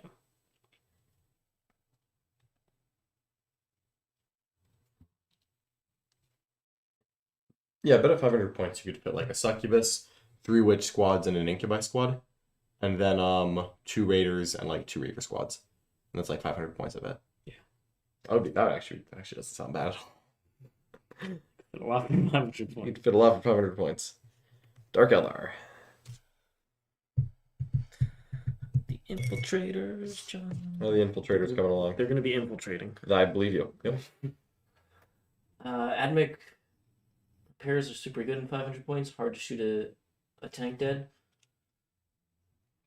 I could believe that. I mean, but I think any extreme list could be good at 500 points. Yeah. Fairly believably.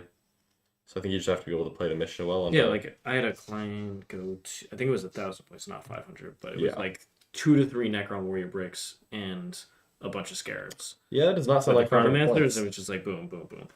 Just throw it out there. If your opponent didn't have the tools to deal with it, you win. And it plays the mission really well. Mhm.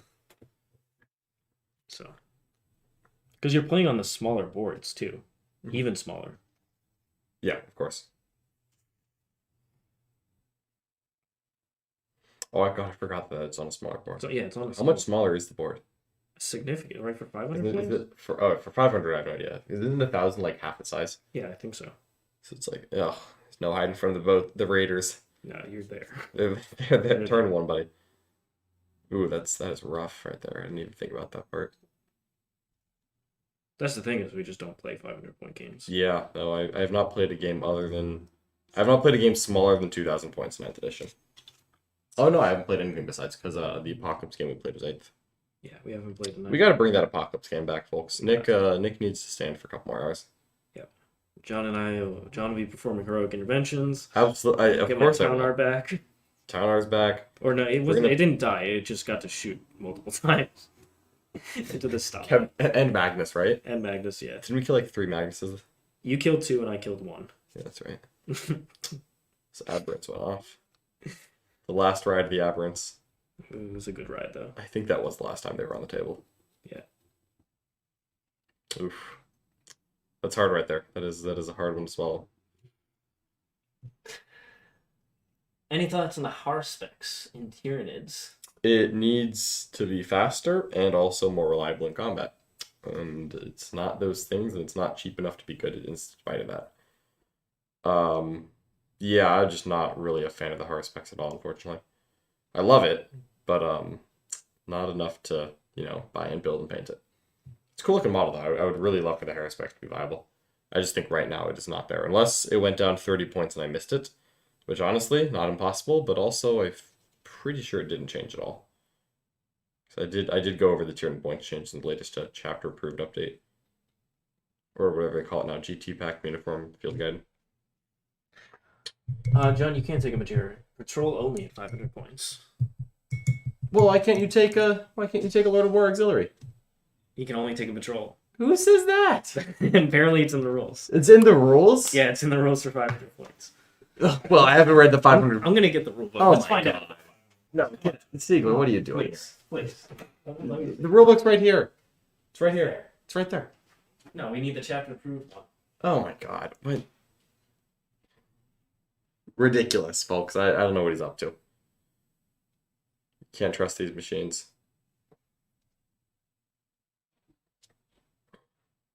I'm going to look up how many points a Haruspex is.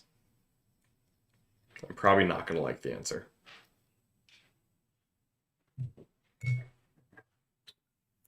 Alright, when you're done with that, we're going to go deep into the Haruspex.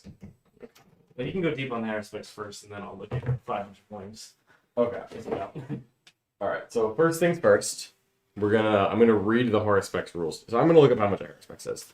Then I'm gonna tell you the Haruspex stats and its rules, and I'm gonna make you guess how many points it is. So, and you know what? Maybe you'll get it right. I don't know.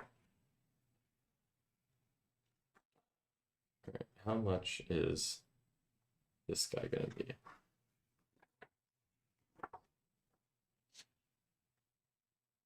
Pretty sure the Haruspex is a heavy support. Don't ask me. Maybe an elite. Let's find out together. Alright, Haruspex is an elite choice. Alright, so we know how many points he is. Now we're going to find out what Haruspex does. Pretty sure I remember, but we're going to read it just in case there's something fun here. Like him being D3 damage or something. You know, something really impactful.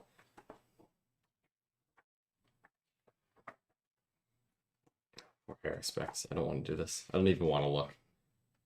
I know it's going to be bad. No, Tyranid Codex all the way at the bottom. So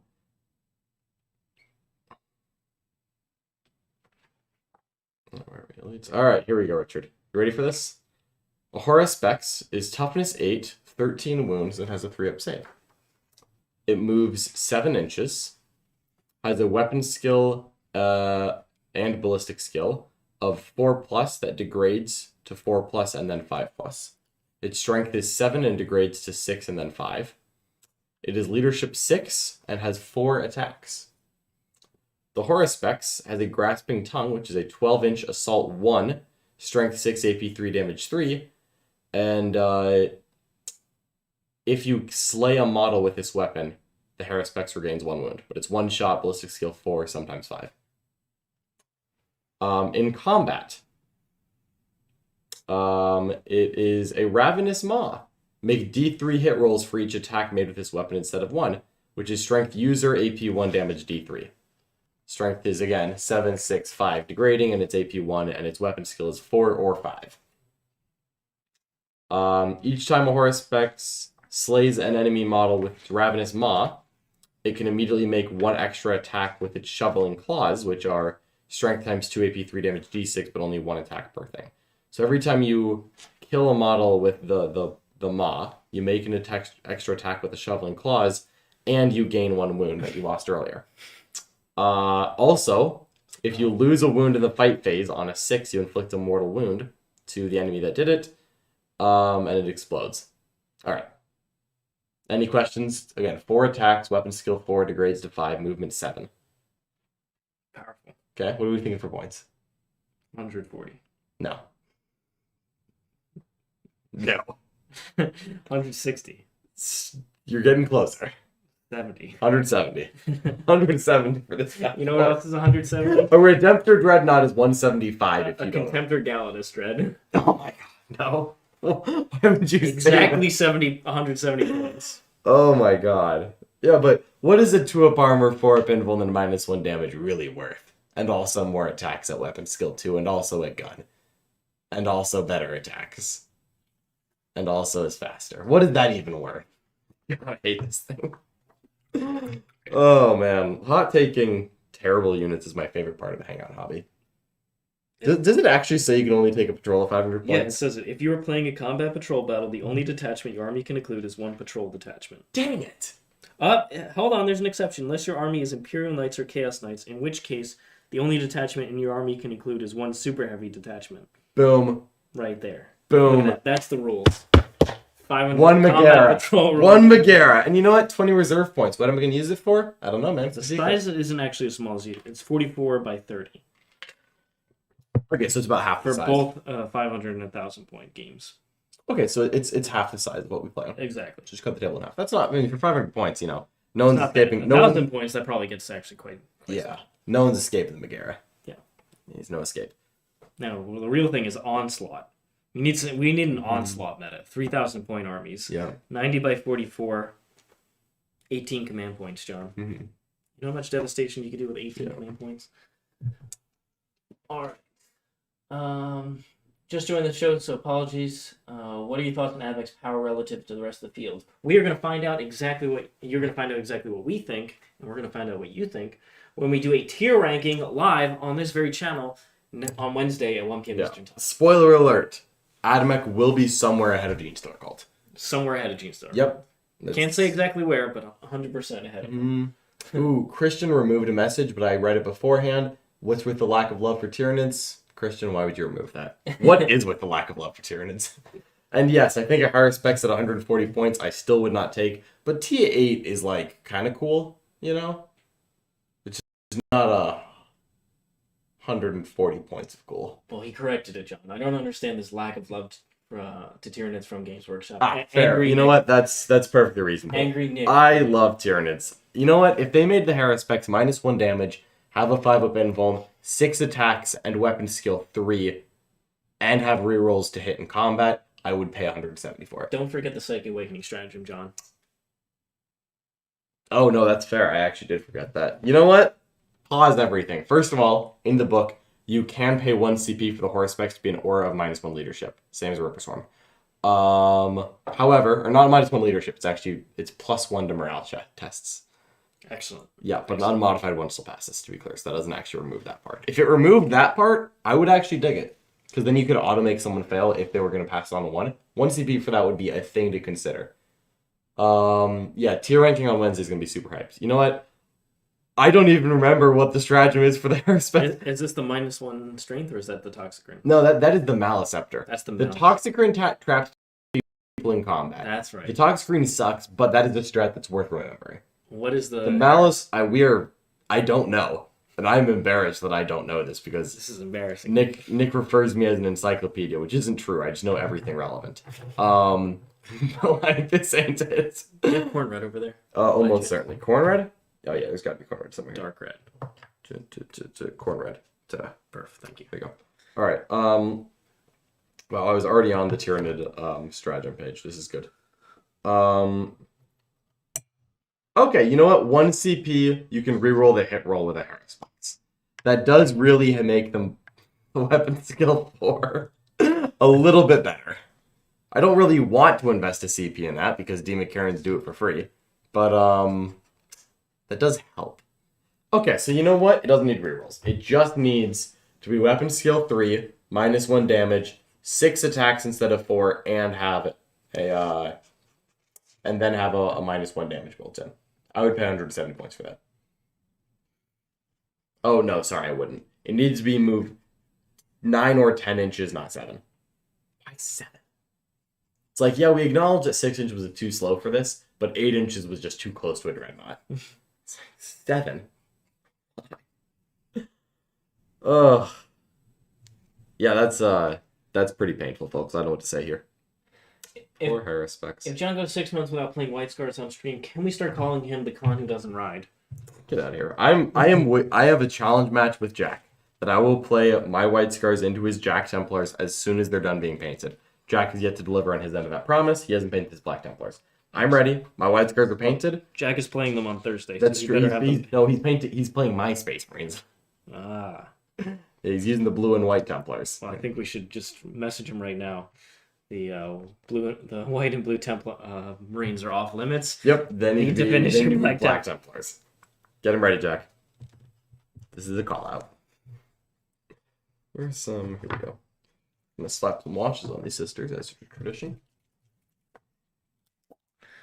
Doing it towards the end of the stream, though. That's when I do washes. It's not the first thing. First thing you do, wash. Second thing you do, put the tires of an orc buggy together.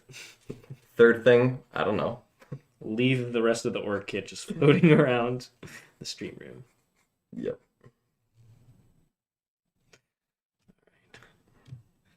Get this corn red on the bases so I can put the Mars texture on there. Very nice, very nice. I'm excited to see these infiltrators on the table tomorrow. Not tomorrow, Thursday. Thursday. I said tomorrow and that was the wrong way. Thursday in the war room. Mm-hmm. Well, I'm excited to see them then. I'm really excited about the tier list though. That's actually going to be one of the highlights of my week. John and I are going to go back and forth with you, chat. We're going to go back and forth with the chat. We're going to go back and forth with each other because I don't think Sealer and I are going to agree on everything. But I am intentionally not asking Richard what his thoughts are on certain factions other than orcs because, you know, well, we both like to make fun of orcs. They're not actually that. We will find out. You know, orcs. There was an orc list that went 4-1 at the team tournament I was at this last weekend. And then like that was the custom Stompa. The custom Stompa. The custom Stompa was 4-1. It turns out that they were putting it down every round and picking the emptiest table, and it was obliterating people. I mean, it shoots a lot. Its shooting is insane, and it doesn't follow the normal protocols because it's like, you know how the smasher gun is like roll 2d6 and like beat enemy toughness. This is roll 3d6 and beat the enemy toughness, and it's like AP 5 damage, like 3 plus DD plus D3 or something. It's crazy high damage, and then it does the visions of the smoke. It rerolls all of its hit rolls, and it's just always more dacking.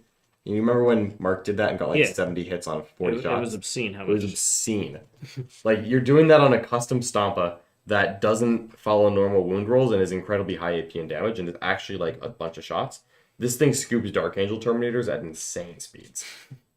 Which is just like, it's like, what is even happening here? Do you imagine bringing up the transhuman and then just like, the custom Stomp is like 3d6 beat T4? It's like, what? You dead now. I hope I don't roll 3 ones. Okay. Oh man, custom Stompa. That was Seth Oster. Val would be proud. Val would be incredibly proud. I imagine that's actually why Seth is on Signals from the Frontline. It's not just his, you know, pretty face and his obvious skills as a shoutcaster. It is actually the fact that he's willing to run the custom Stompa. I see through. Val is the puppet master. We all knew it. But a couple weeks ago, Rich Kilton also won a GT with Orcs. Oh, did he win that GT? Yeah, I think he went 5-0, and that was the same weekend as ACO. Oh, pretty sure. I was like the week after ACO. I was basically unconscious the whole time, so I might have completely missed that. Yeah, no kidding. I'm playing Orcs, and I'm going to play them the best you can. He certainly He's about to get a Codex, though. That's going to be scary. All of the orc players are like, there's a lot of friendly, fluffy orc players who are very fun to play against, and there's just a couple of those war bosses who are just like, I play orcs, and no matter what, they play orcs. And when they get a new Codex, I am a little bit nervous about orcs. Like, not right now, of course. Like, you know, orcs, whatever. You still gotta see what they get. Bunch of grots. But whatever this new Codex is, like, where is it gonna fall on the you know, on the 9th edition spectrum? Was it like the Necron Drukhari scale? Yeah. Like, where are orcs gonna fall on the Necron Drukhari scale? I don't think anything is gonna be Necron anymore. I hope not, for everyone except Necron's sake. Poor Necrons. But you gotta wonder where exactly it's gonna end up. Very nice. I'm just waiting to see them change to OBSEC instead of Fearless. Behold, the new Tyranid meta, or the famous double OBSEC. You know what? OBSEC, Tyranid should have OBSEC. I'm sorry, but like, the Hera Specs is like a big screaming monster that swallows Space Marine's whole. He should outroll a Rhino. Tyranid should have more OBSEC. Tyranid should also eat objectives. I know that we're not going to get it, but Tyranid shouldn't score primary. Tyranid should get 15 points for every action that they perform. That is, eat a primary objective, and if they complete it, the objective is destroyed, and they get 15 points. But they don't get primary. That'd be cool, right? That's very narrative. By destroying the objective. Yeah, you have to destroy the objective. Can no longer be scored. Is this like raise the? Yeah. Like Tyranid should have a secondary. I think the primary is a little too much. Tyranid should have a secondary where like digestive organism unit, which would be like Rippers and Harrispecs and like all the other eater ones, because there's a couple of them in the fluff that are like ones that are like sent out later in the game to eat things. All the digestive organisms can perform an action that, if it's completed, removes an objective from the battlefield, and they get like X points for however many they do. Like Tyranids should have some weird stuff. Yeah, I assume and you would keep the clause if you can't start this action if there are enemy units on it. Sure. Okay. Yeah. It shouldn't just walk onto an objective to eat. Yeah.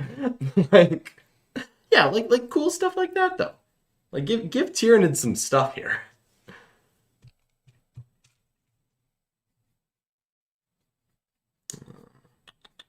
Let's throw some. Where's that? Oh, here we go. What about a rule for Tyranid monsters to be able to pass through ruins like massive wrecking monsters they are? You know what? There are options, my friends. They could do it like Cataphrons. Got a rule like that. Cataphron bikers. Cataphron breakers, baby. That is still my favorite. We can't let them interact with some of the good rules that are going to be in here. So, biker, you're They becoming. got tired of printing except for Cataphron destroyers in every transport. They're like, you know what? Wouldn't it just be faster to change them to bikers? Yeah, it would. Yeah. But they can still roll through walls. Incredible. Just incredible. Like that wasn't like anything I'm mad about. That was just one of the funniest changes for the Admech Codex. I was like, what are we doing? Because it added a giant block of text. Yeah, it was. Cataphrons. Yep.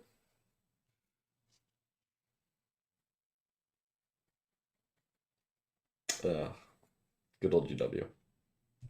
But like the fact that Castellan robots didn't get something like that, I just assume. Well, I mean, Castellan robots should not go through walls. I'm just gonna say that they should not go through walls. They should Kool-Aid Man through. No. Yeah. Tyranid monsters shouldn't either, and I'm sorry, and I want them to, but they shouldn't. Yeah. It would be nice. Now, like the D McHarren doing it, absolutely acceptable. He's like the dude's fast as heck. You know, he like his whole thing is that he jumps over stuff. Flyrant, sure, but like a Carnifex going around a building is acceptable. It's a Carnifex going around a building and then slapping like wet noodle and dying. That is not acceptable. I'm okay with that part of the rules. I think you're just thankful that Tyranids were not in Necron's place. Because they wouldn't have gotten the new weapon updates.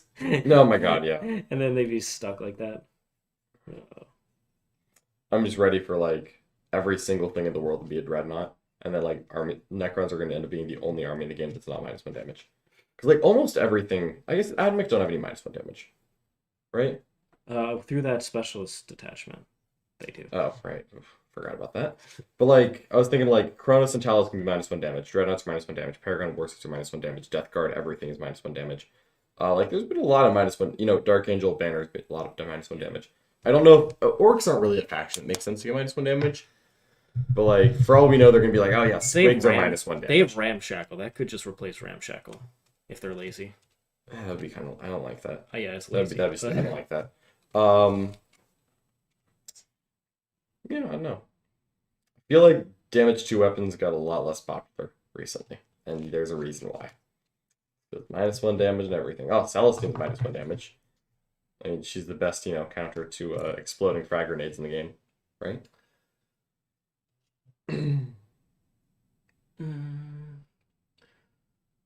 Seth did the math. He killed almost 7,000 points of models with stuff up. God bless him. You know what? More power to you, Seth. You hero of the Orc Imperium. What do we think of Necrons competitively? You're going to find out where we place Necrons on Wednesday when we do a live tier ranking of all the factions in 40k. Every codex. We are not ranking Elucidian Star Riders, and I refuse to do it. Yep. Actually, you know what? I'll give it to you now. F tier. Here's a spoiler alert. So bad, I don't even know exactly what they do. But it's not good. Think of like Inquisitorial Acolytes. They have a dog, though. They have a dog. They do have a dog. He's the goodest boy. It's in his keywords.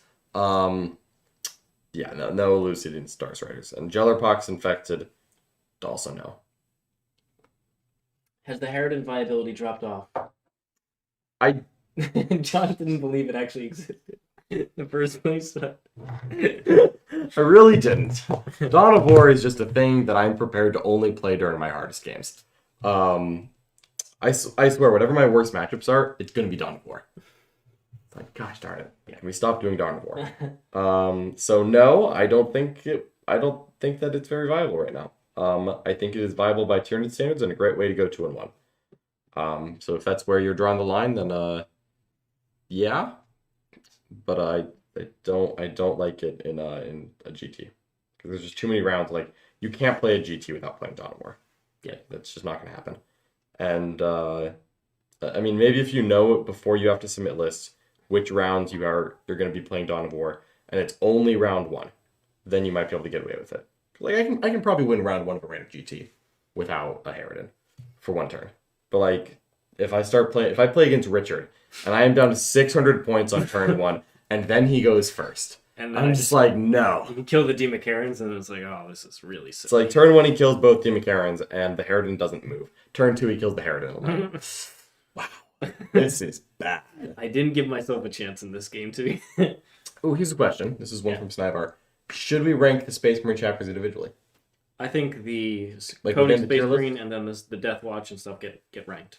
Death Watch, not all the Codex Space Marine factions. Codex Space Marines is 1. Yeah. And we kind of judge it on the best factions in there. Because I don't think they're all broken out. And all the chapters have supplements. The supplements are all broken out? And I'm talking about the interface on tier ranking. The actual website. Oh, I haven't. I mean, can we not add a couple here? Let's put some. If we can add all, like, Ultramarines are just distinctly different from Imperial Fists, and I feel like that needs to be acknowledged. Let's find out. Nick didn't log into the account, like I said. Dang it! Who could have seen this coming? No, he did. He did. All right, perfect. Don't blame him. All right, I won't blame Nick for this. No, they're not broken out in here. Dark Angels, Space Wolves, Blood Angels, Death Watch. The guys, we'll get some artwork. Yeah, I do like individual Space Marines, and I want the satisfaction of putting Imperial Fist at the bottom. Someone's got to do it. That is true. Trap launchers are -1 damage. Oh, God, I'd make 2 of -1. Everyone has -1 damage. What do you think is needed to bring Necrons more back competitively? Cesarican supplement. Severe points drop. Cesarican supplement. Point drop. 10 points they go down. I just want Codex supplement Cesarican Dynasty. The characters all need to go down like 20, 30 points. Once again, it's the same problem they had at the end of 8th edition. It was all just overcosted. Bring it back down. Necrons should have got no points increases, period. I just don't know what they were thinking. They're just not thinking. No, they're thinking 6 months ago. Even 6 months ago, most of the 6 months ago, they didn't. Okay, but like if you were trying to 8th create edition Space Marine supplements were better than the Necron 9th edition codex when it came out. Like you had that as your context. Yeah. But those Space Marine units also went up. Not all. Units went up a lot. The Doomsday arc? I thought they went down. No, it went up 100. It went up to like 200 points. No, the Doomsday arc went down 20 points. It was not 220 points in 8th edition. It's not 200 points now. No, but it started at 200 points at 9th. I'm talking about the points changes right at the start of 9th in July, where they increased everything from 8th. Oh, I don't remember. Necrons got I have no idea what those. They got a lot of points increases. That was over a year ago. I know, but they used that as the standard for the new points. All right, well they got cheaper than that. Not by much. I thought you were talking about the points from. No, they should have stayed at their 8th edition points, then decide the codex based on that. I couldn't tell you what those were. I have no idea. I have no context for this conversation. You're ridiculous. No, but they need severe points drops, and then the whole codex should go down like 10%. At least 5 to 10. Some things need a lot more than that, like a 10. Start there, and then work on redesigning all their rules, because their rules are terrible too. I just want the Zerican Dynasty to be cool. Like, they hyped it up for a while, like, and then, like, in the fluff, like, they were hyped up for a while, and then they appear, and it's like, they didn't get any lore, they don't do anything cool, they're just there, and the Silent King doesn't even benefit, so you take them with other chapters. And you're just like, why, or dynasties, whatever, why did the Zerican Dynasty exist? Give it a codex supplement. Track vehicles in the game are pretty bad, with the exception of the BC. What would Games Workshop give to guard tanks to help them out? That's a great question. See, like, what would make them better and what thematically fits with guard is a very different question. Honestly, most tank commanders aren't bad. I think that the double shoot goes to tank commander only, and they make the general Russ like 30 or 40 points cheaper. Yeah, just a cheap battle line tank. Make it cheap. Make it so it loses the double shoot, that makes it worse. Make it cheap. Like I want my guard army to start with like 6 Lehman Russ. Like let's go. Yeah. Like you can't make it worse than just not make it a lot cheaper. pouring stuff. Yeah, let's lean into it. Make guard a spam army. Yeah.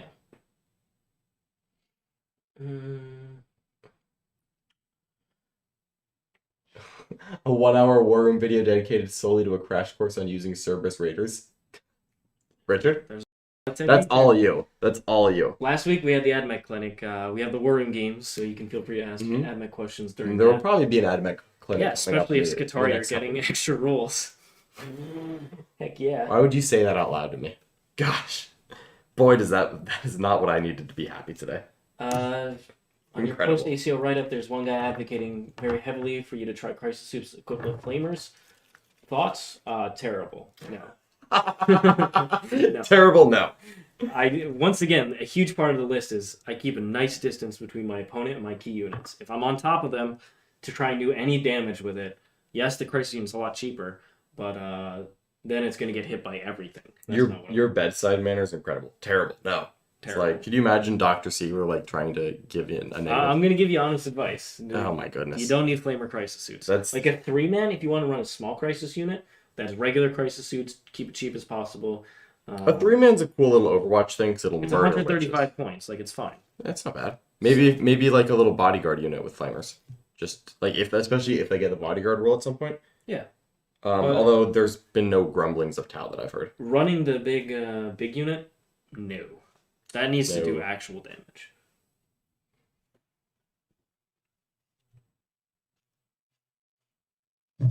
Fixed Necrons command protocol should be map-wide, pick by turn, like every other army. Yeah, I mean, they could easily institute that stuff, but that's probably not coming. Make it a Zerakin buff. If your army is all Zerakin, then you need to be within 24 inches of character instead of 6. Like, please. Or like a Zerakin buff, 1 CP, all Necron units get it even. Wow, I was saving you a lot of time. If you throw out a terrible idea, like remember that old guard idea that you had, which was like triple mana core and like just like hardly any units on the board. Rich is an honest man. Don't waste your time. Honest Don't put to your a thought fault. into it. There are some things. If you're gonna waste your time, I'm gonna save you that time. Yeah, there are some things that are bad but are worth testing, and there are some things that are bad and not worth testing. Yeah. And you know what? Some things that are bad and not worth testing worth testing end up being decent. Like Ultramarines. Ultramarines were bad and worth testing, and eventually we're like, you know what? This is actually pretty good. Tau, same thing, but not as good as Ultramarines. Ignoring ACO results. Only one of those factions was so John. Well, whatever. Top 4, baby. Doesn't matter. It's not relevant. And I beat the faction John lost, the army list John lost to. Okay, well, whatever. Just for style points, but I did get revenge. I'm happy you did. And in particular, I annihilated the Reaver jet bikes. I gave you issues. All right, well, I had nothing to do with that. Like, I did my end of the Reaver jet bikes. It's not my fault that they lived. Well, I think this is a great place to end on. So coming up tomorrow, we have our stream game. I'm going to be playing Tau. John bringing back the Knights for the first time in a while. Imperial Knights, coming back, folks. And then there's also a Tau clinic in the War Room. Then on Wednesday, we are doing a live tier list ranking video at 1 p.m. Eastern Time. Instead of the Hangout and Hobby, John and I and chat are going to break down the best factions of the game and rank them. That's going to be so much fun. It's going to be fun. That's going to be great. And then on Thursday, we have the Jack Templars playing against my Custodies. And then in the War Room, my AdMech versus John's Sisters. So the last 2 codexes going head-to-head once again. Very exciting stuff. Full schedule this week, so hopefully you're going to join us for that. But otherwise, thanks so much for hanging out with us, and we're going to see you guys next time. Bye-bye. Dive even deeper into competitive 40K and become a member of the world's most knowledgeable and positive community. The War Room is an exclusive group that brings together the world's best 40K players as coaches to help anyone from a newer player to an experienced tournament veteran learn, grow, and reach their goals within our shared hobby. Each week, we offer a variety of live stream coaching matches centered around illuminating the thought process and in-game decision-making of top players. We explain everything we're doing and why. You'll learn about the ever-evolving meta, match play mission theory, list making, and discussion of every faction in the game, and have access to analysis of all the latest rules. Our team of highly experienced coaches teach weekly clinics on each individual faction, strategy sessions on deployment and cool tricks, and meta-analyses each week during Meta Monday. We are committed to not only providing the best knowledge for players available, but also building a one-of-a-kind community. Come be a part of the War Room.